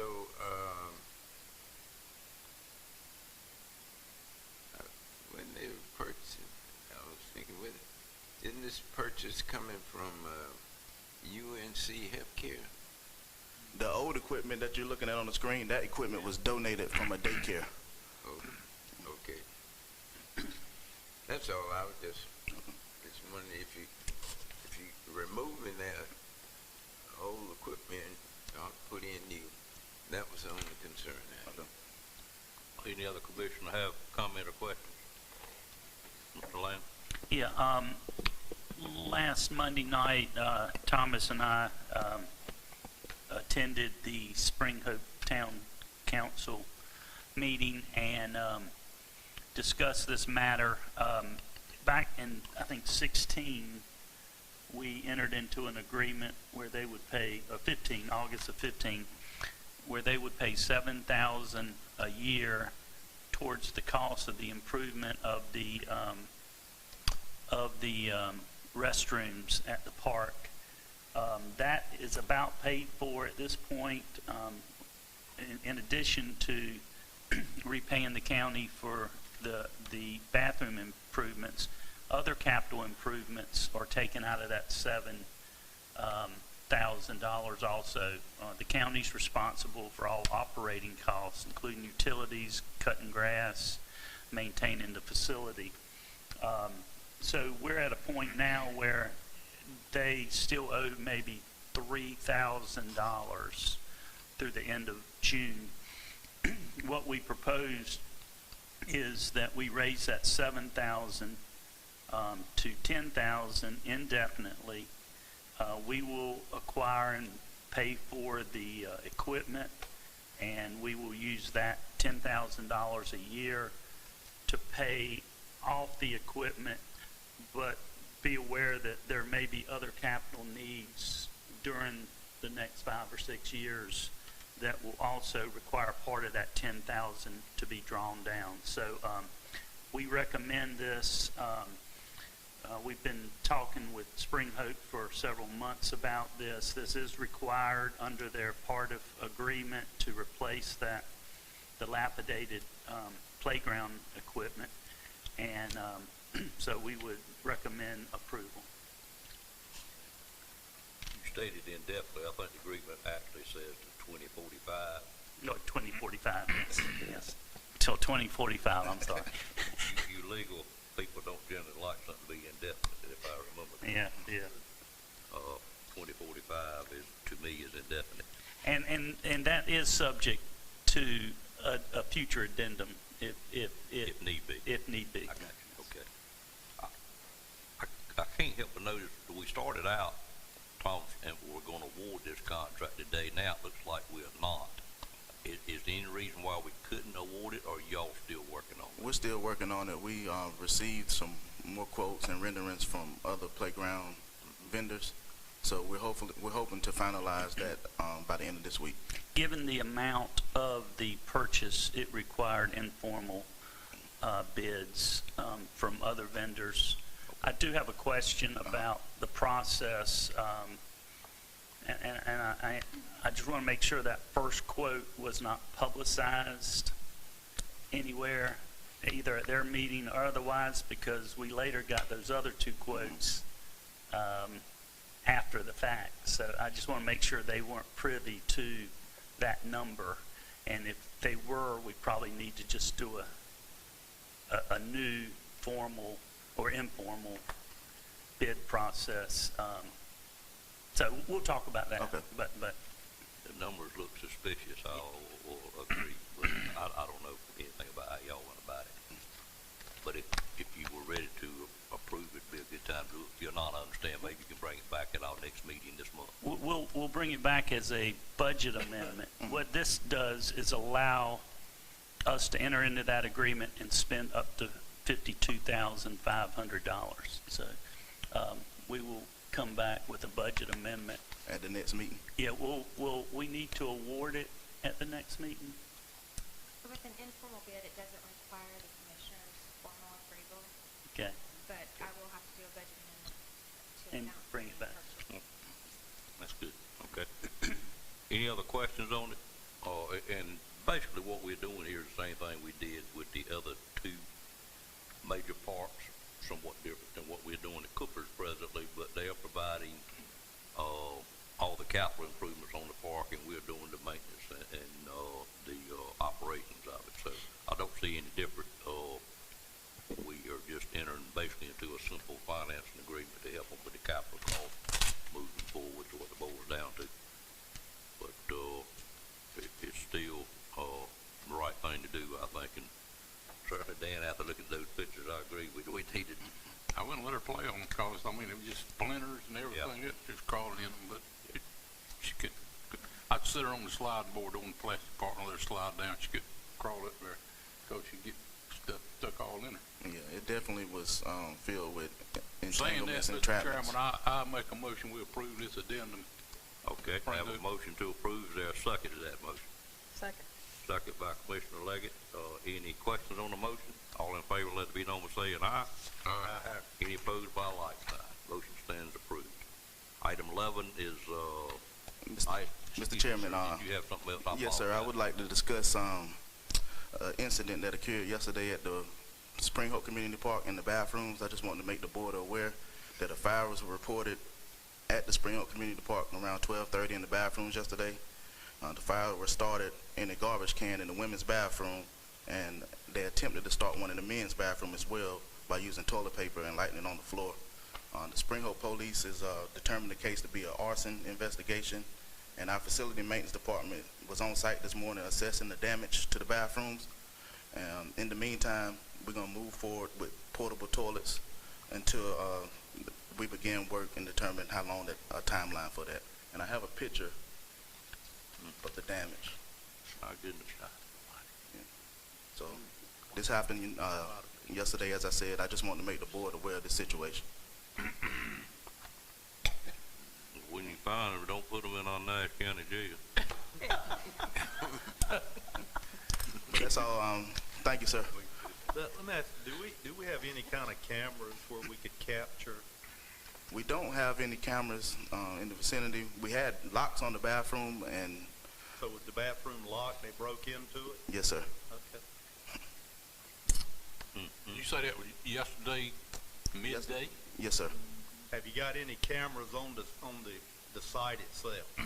No, we do not have any cameras on the It site. seems like everywhere they've got cameras now. Yeah, we don't have any on the site at the park. Can you check with the school system as well? I can definitely check with the school system as soon as I leave the meeting. Okay. Yeah. You may have a possibility there. I'm sure they've got. If you keep it locked on a camera, some type of strategically located camera might give you some insight into who's doing something like this. That's terrible. And then maybe we can do something about it. Any more questions? Didn't have any issue in the ladies. Well, the latest, the fire was, that's the latest bathroom.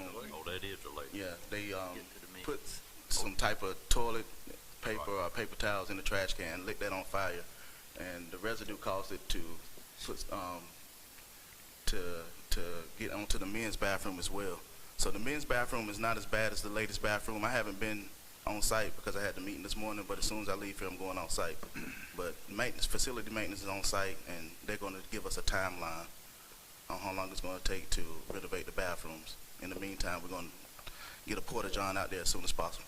Hadn't had any problem with any individual you had to ban programs down there, have you? No, it was a lady, according to the police report, a lady in the neighborhood seen 2 juveniles leaving the facility around that time. Okay. But no issue with anyone in your programs that? I hope not. Not that I know of. Okay. Yeah. All right, thank you for that update.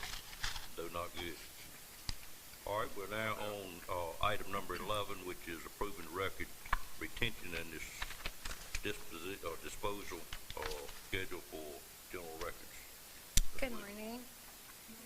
What I have, my item, as Chairman Davis indicated, is a resolution approving the records retention and disposition schedule for general records schedule for local government, agencies, and county management. Description of the item: the local retention and disposition schedules are a tool of the employees of local government across the state to use when managing the records in their offices. It lists records commonly found in local government offices and gives an assessment of their value by indicating when and if those records should be destroyed. These schedules are an agreement between the local government office and the Department of Natural and Cultural Resources, and as the inventory and schedule that the Department of Natural and Cultural Resources is directed by general statutes. These schedules must be approved by the governing board before the county is permitted to destroy records according to the schedule. That approval should be made in a regular meeting and recorded as an action in the minutes. The approval may be done as part of a consent agenda by resolution or other action. I'm presenting a resolution. Copies of the full records retention and disposition schedules are and the related internal policies are available in your Board of Effects library and also on file in the office of the clerk. The attached resolution is being presented for approval to permit Nash County local government to manage records as recommended through the available schedules for local government agencies and county management provided by the Department of Natural and Cultural Resources. And we already have these original record retention schedules were approved in 1991. Since then, they've had an amendments or an adjustments. So one is for 2013 and one's for 2019, in addition to some amendments that took place in 2016. So we're just catching our records up make sure that we have our records retention schedule at the, based on what they currently have in place at the Department of Natural and Cultural Resources. And if this resolution is approved, then we'll send the required signature pages to the state to implement our new schedules. All right, any questions on what Ms. Woods requested this morning? Not, I'll entertain a motion for approval. So moved. Have a motion by Commissioner Outlaw. Is there a second? Second. Second by Commissioner Bellfield. Any questions on that motion? All in favor, let it be known by saying aye.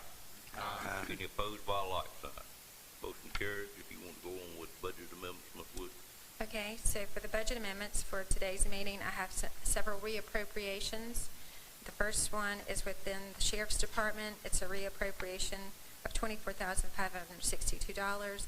These are for items from last year for community support, intended for community support, K-9 program donations, DARE programs, and technology improvements, the JAG grant.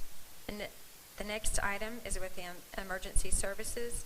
This is a reappropriation of unspent fiscal year 2019 supplemental emergency management grant of $25,990. The next reappropriation is within the Department of Social Services for 2019 funds received for Special Child Adoption Fund. This is $36,511. The next item for reappropriation is within Parks and Recreation 2019, from 2019, local sponsorship donations, $1,670. The next item is from Aging Services. It's $26,681. It's from the SHIIP program, the Medicare Improvement Patient and Provider Act program, Project Lifesaver donations, Senior Center program donations, and cost share programs, which were unspent.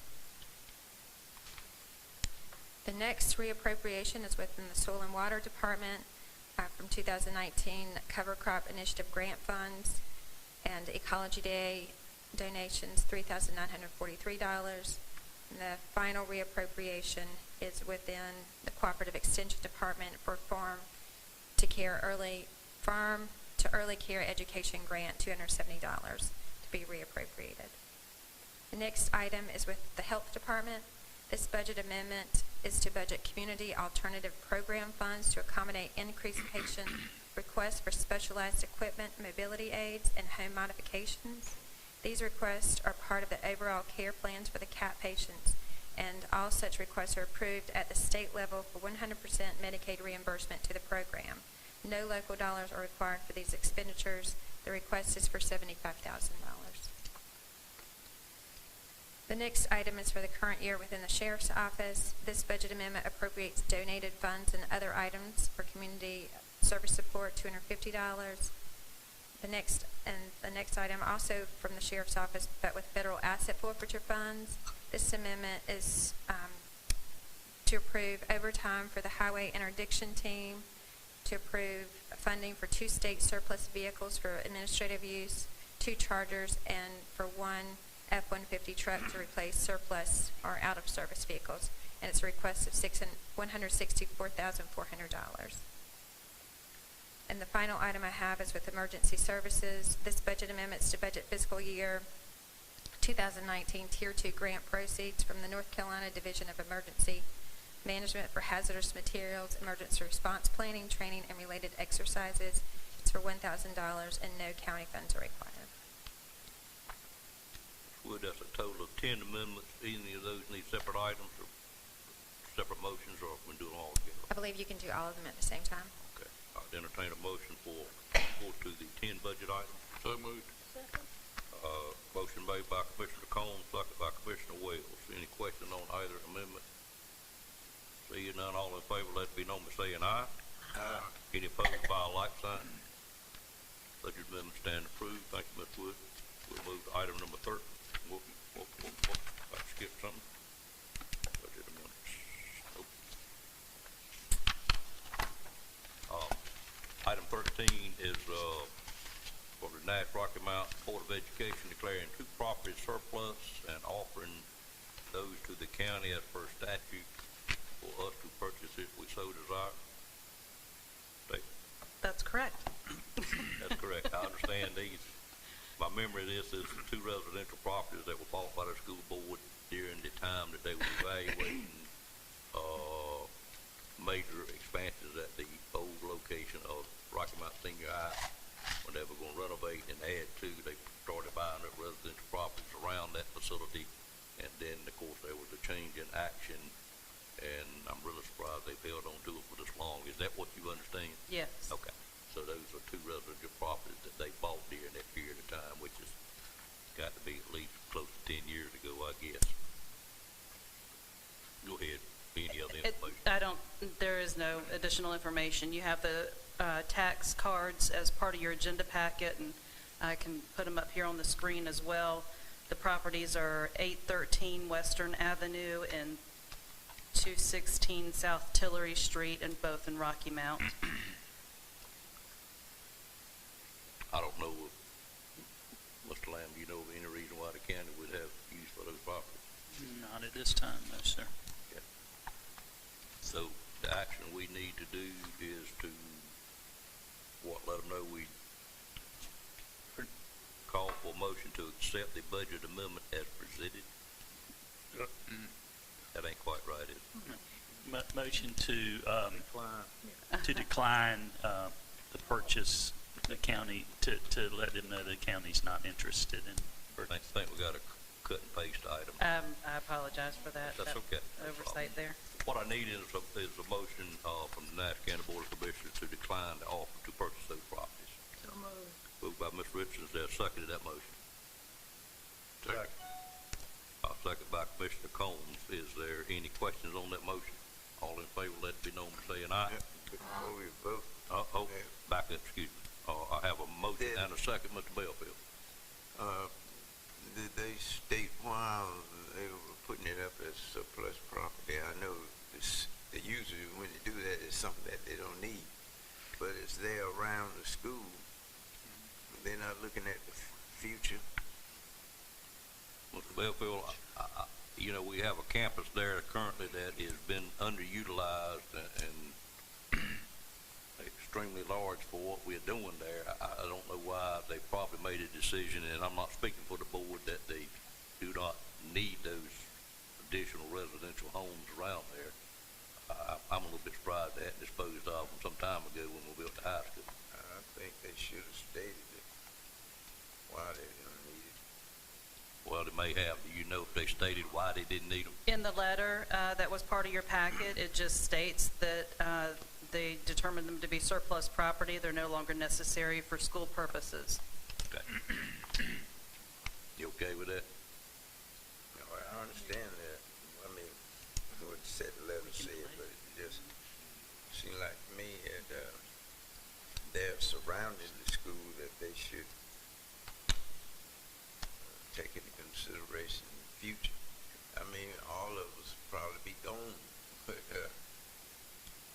well, I feel like Ms. Belfield, they wouldn't have to be buying anymore later on. Say, oh, we need to add this or expand it. I know they have a building there that's not being used. Right. But well, you have to assume that they've done their due diligence, and they're just offering us the opportunity to purchase that land. And I think the decision for us is, do we want to purchase it or not? Yeah, you know, Mr. Belfield, you and I both know as well as the rest of the members that they don't generally like for us to get in their business too deep, and I understand that may be an intrusion.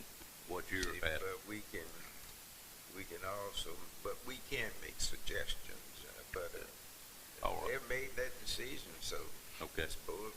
We got a motion on the floor. Let's go on and carry it out. Okay, I have a motion and a second. All of in favor of the motion, let it be known by saying aye. Aye. Any opposed by a like sign. Motion carries, and we will let them know that. Basically, while you're there, we'll go to 14, which is board appointments. Yes, sir. So this one's been in front of you all for a couple months now for the Tourism Development Authority, the TDA. We did receive an application, and it's in your agenda packet, for Brittany Parker, who is employed by the Courtyard and Residence Inn by Marriott. Ms. Parker comes to you recommended by both our Chairman, Davis, and our Retail Economic Development Director, Susan Phelps. And then those members May I ask a question? Sure. Those members have to be affiliated with motels? What's the Collector. term? Collector members. And Yes. Both the openings we currently have are collectors. Well, yeah, I thought so. That's why I Sure. had not recommended anybody. Right. And I've got one more I'm working on. As I stated last month, there's been a lot of turnover in all the people that work at those hotels, and even ownership's right lately. And by the time I identify somebody, they would take a job somewhere else and get gone. But this young lady is hopefully here. She's a Rocky Mountain native, and I think hopefully she'll be here for a while. And I've got one more that I'm working on that I should have at the next meeting for appointments. So staff members can also be staff members at the hotels. Staff members, as long as they work at the hotel or have ownership in it, yes, sir. Okay. And if any board member has someone, please pass the name along to me. We will surely check out the criteria. From that standpoint, I make a recommendation. All right, but at least I'll make a contact and Sure. see. Yeah, well, just let us know. We'll be glad to talk to them. We just verify that they meet the criteria of what the statute says. Do the two members that their terms have expired, they have chosen not to stay on the board? They have actually both relocated. Okay, great. They've got those are some of them got transferred or took another job and are there. Yeah. One of them is Miss Davis's daughter, and the other one was a lady that was at the same place that this young girl, this girl took one of my previous members' place at the residency. Okay. And she actually recommended her as well.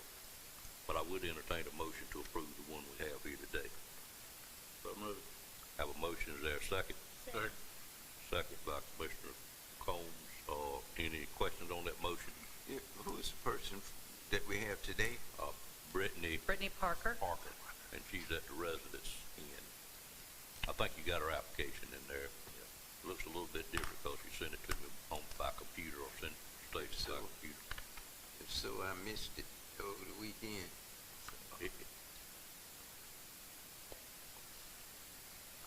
It's in there, but I remember seeing it Ms. Belleville.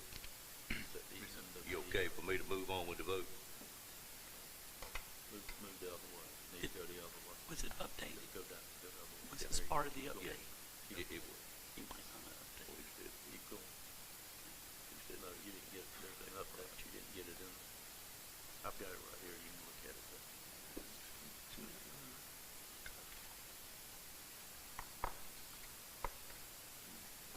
You okay if I move forward with the vote, Mr. Belleville? Oh, yeah. Okay. I just didn't know. Okay, I have a motion and a second. All in favor, let it be known by saying aye. Aye. Any opposed by a like sign. Motion carries as well. Next item on the agenda, thank you, Stacy, would be the monthly tax report. Darcy? Good morning. You waited patiently. Yes, sir. As you have before you the monthly tax report, as you know, this report is designed to keep the board current on activities in the tax collector's office. The report is for your information only and does not require approval. It is recommended that you accept the report so that it be noted in the minutes. And I'll be glad to answer any questions if you have any. Any questions on the monthly tax report? No, it stands, what did you say? Noted that we Noted. accept it. Yes, ma'am. Yes. All right, move on to item refund. And we do not have any refunds that need approval for this month. No items that need refund. Mr. Lamb, you got any comment on tax at this time? I know you're still grinning, but go ahead and talk. I will say I appreciate Amanda's article in the Nashville Graphic. She interviewed Doris and me, and I think it shows the hard work that the tax office is doing. To be at the level we're at is really a testament to the hard work that Doris and her staff does, and thank you. Thank you. Thank you, ma'am. Okay. Appreciate that. I am now on item number 17, which is commissioner comments. Be glad to hear from any commissioner on anything you wish to say at this time. I would like to echo what our county manager just said, and thank Amanda for touring to get the jail. I did that. I saw the same thing. But I also saw dedicated people over there working. And thank you for being unbiased and giving your honest opinion.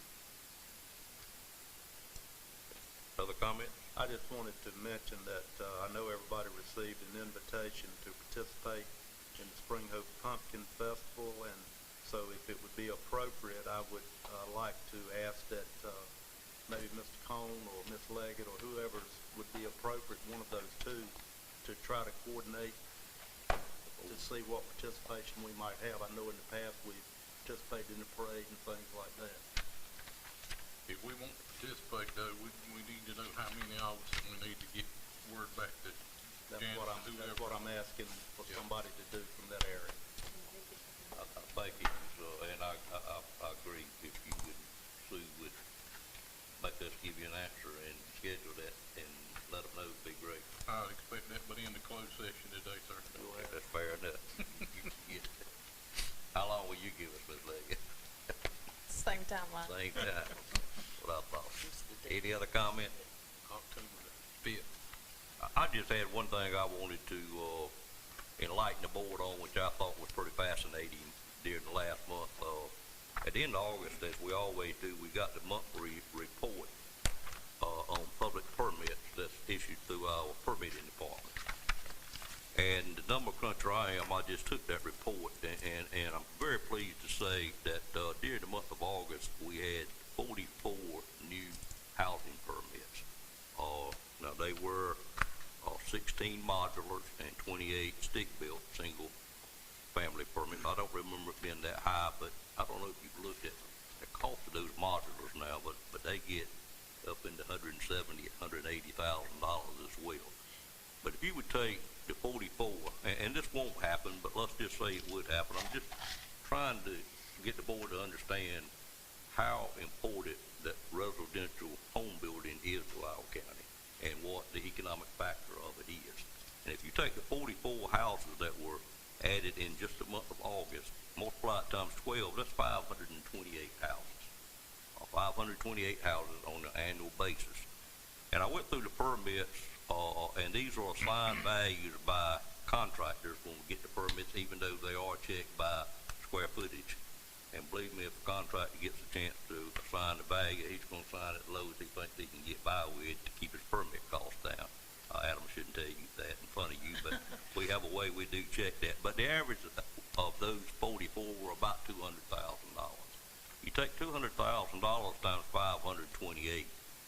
In a year's time, that would be an economic factor of $105,600,000 in just residential construction alone.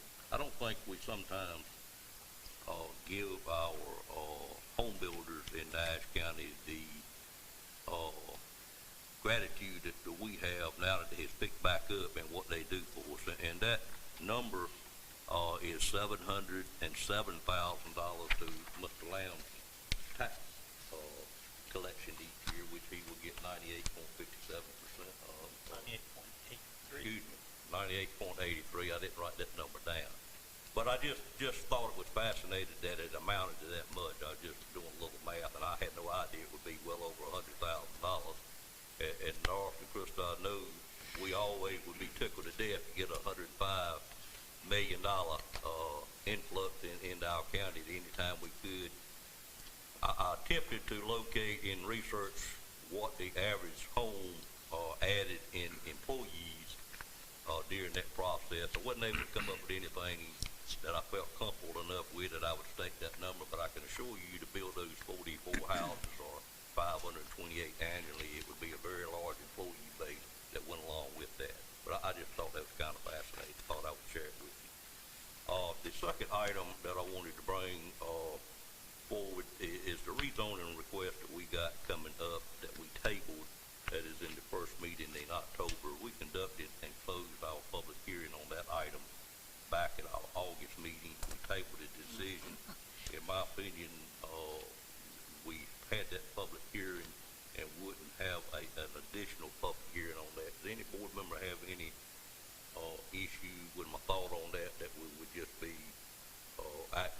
action on it, but not conducting an additional public hearing. That bother anybody? Okay, so that's where we'll be, Mr. Tyson, on that item. And that's all I had at this time. Any other manager, any other commissioner got a comment? Not, Mr. Lamb, I'll turn it over to manager report. Thank you, Mr. Chairman. Just a few things. Reminder that the Rocky Mount Chamber of Commerce Legislative Forum is this Thursday, September 12th at 8 a.m. at the Holiday Inn. During the weeks of September 16th through the 27th, we're going to be conducting our 2019 Employee United Way campaign. We will be bringing, recognizing employees at the November meeting and have a small reception, November 18th meeting, I should say, the second meeting in November. And we'll have a small reception in the break room before that meeting. We will need to hold a second meeting this month, Monday, September 23rd. We're going to ask that it be held in this room due to multiple public hearings scheduled rather than the conference room. I will be meeting with Dr. Burns next Tuesday, September 17th. On Wednesday, I will be meeting at noon with various parties regarding the involuntary commitment transport agreement that we've entered into, and I will give further details at a new meeting, at the next meeting. Again, I hope everybody has enjoyed our new audio-visual system here in the Commissioner's Room.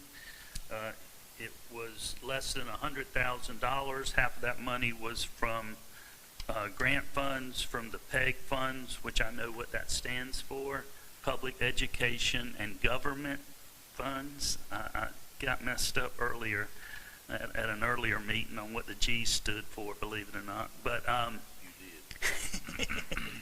And these monitors, and we also have them here at our desk, replace monitors that were put in 1999.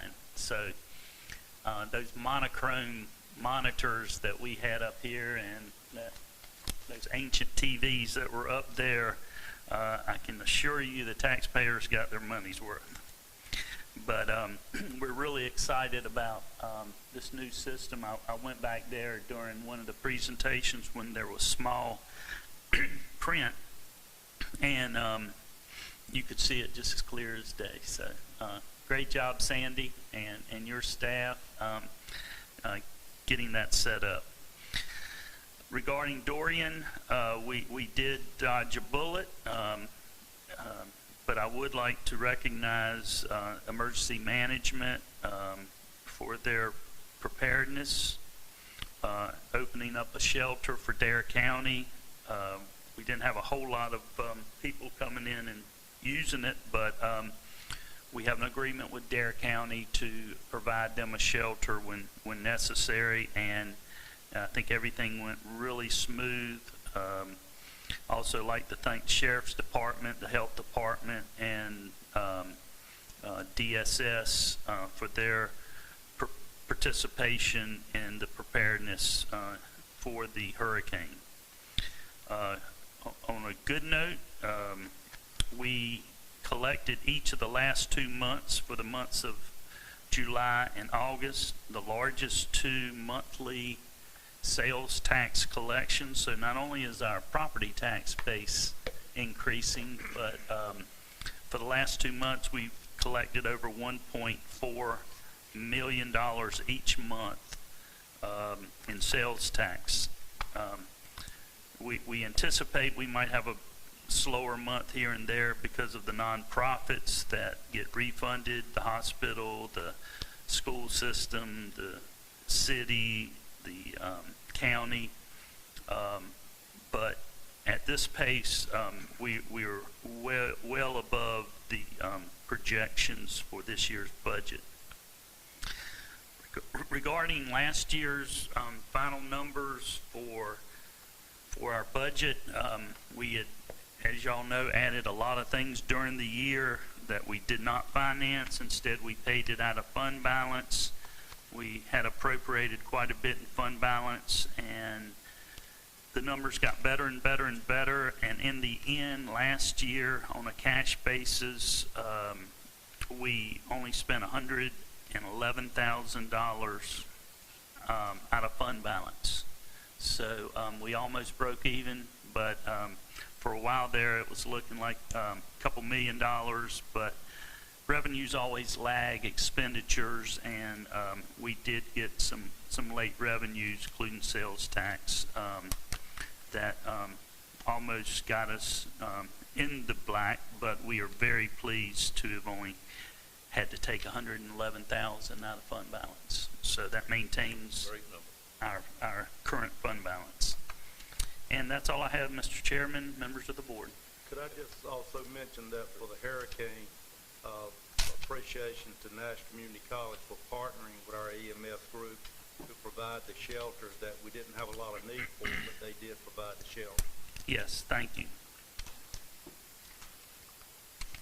I will say that I actually got a call from a Dare County Commissioner, Steve House, over the weekend, just thanking Nash County for looking out for their few people that did come up here. I'm not sure if he's the chairman or not, but he's originally from Rocky Mountain. That's right. And he did call me over the weekend and showed his gratitude from Dare County. Great.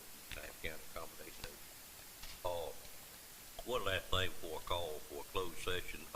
Had a commissioner that asked, and can we legally do this, first of all, to have our meeting at the end of the month at 2 o'clock rather than at 1:30, and the purpose was that our Rotary Club, which 3 of us are members of, and would certainly like to invite any of you, particularly Mr. Outlaw, to be at that meeting, is when we will make the presentations for the scholarship that the Rotary Club gained through their Tax to Talk fundraiser this year, which was a great fundraiser. And Dee, do you remember the amount we awarded each one of our 3 colleges? I don't have that on my head. So long, $27,000 each. So can we first of all legally do that? Yes, sure. Okay. As long as we make the announcement today. Sure. And we'll also send it to the Sunshine List. Okay. The public notices in the newspaper have been placed. I don't think there's time to change it in the graphic or the Enterprise, but the one that legally matters is the Telegram, and I believe we have until tomorrow to make that adjustment. So I think we can accommodate it. Do you want to run it a second time in the graphic in the Enterprise with the correct time? You're talking about the public hearing from Mr. Tyson? Yes, because we announced that they were to begin around 1:30. I understand. As long as you're after 1:30. I typically say or soon thereafter is maybe, or I don't know what the Okay. notice is. I think it says to begin around 1:30. So if people were, do you think that's okay? As long as we put up some notices out in the hallway. Okay. We'll be. Good point, though. Does he need to re-advertise? No, he was saying he did not need to re-advertise.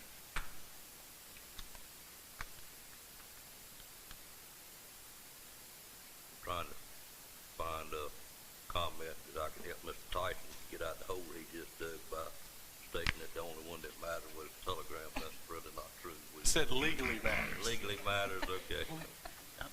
All right. Well, they all matter. They all matter. Thank you, sir.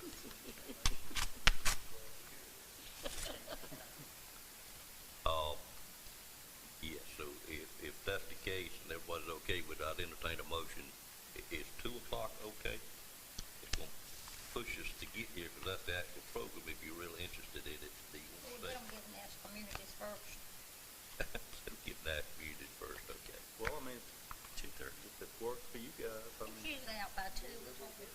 Well, we probably need to keep it about 2 o'clock, simply calling the public hearing and not holding people up if they are here. So We've got the interim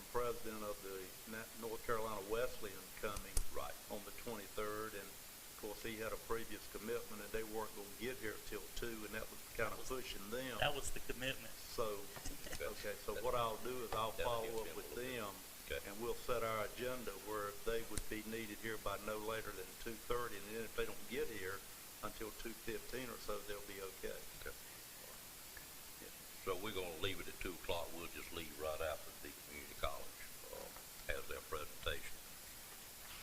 All right, I'd entertain a motion, make that change in the meeting to 2 o'clock. Motion by Ms. Wells, there's a second to that motion. Second. Second by Commissioner Outlaw.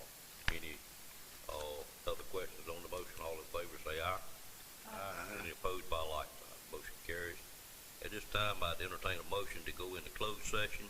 Closed session is for economic development update, some matters of attorney, client privileges, and one personnel matter.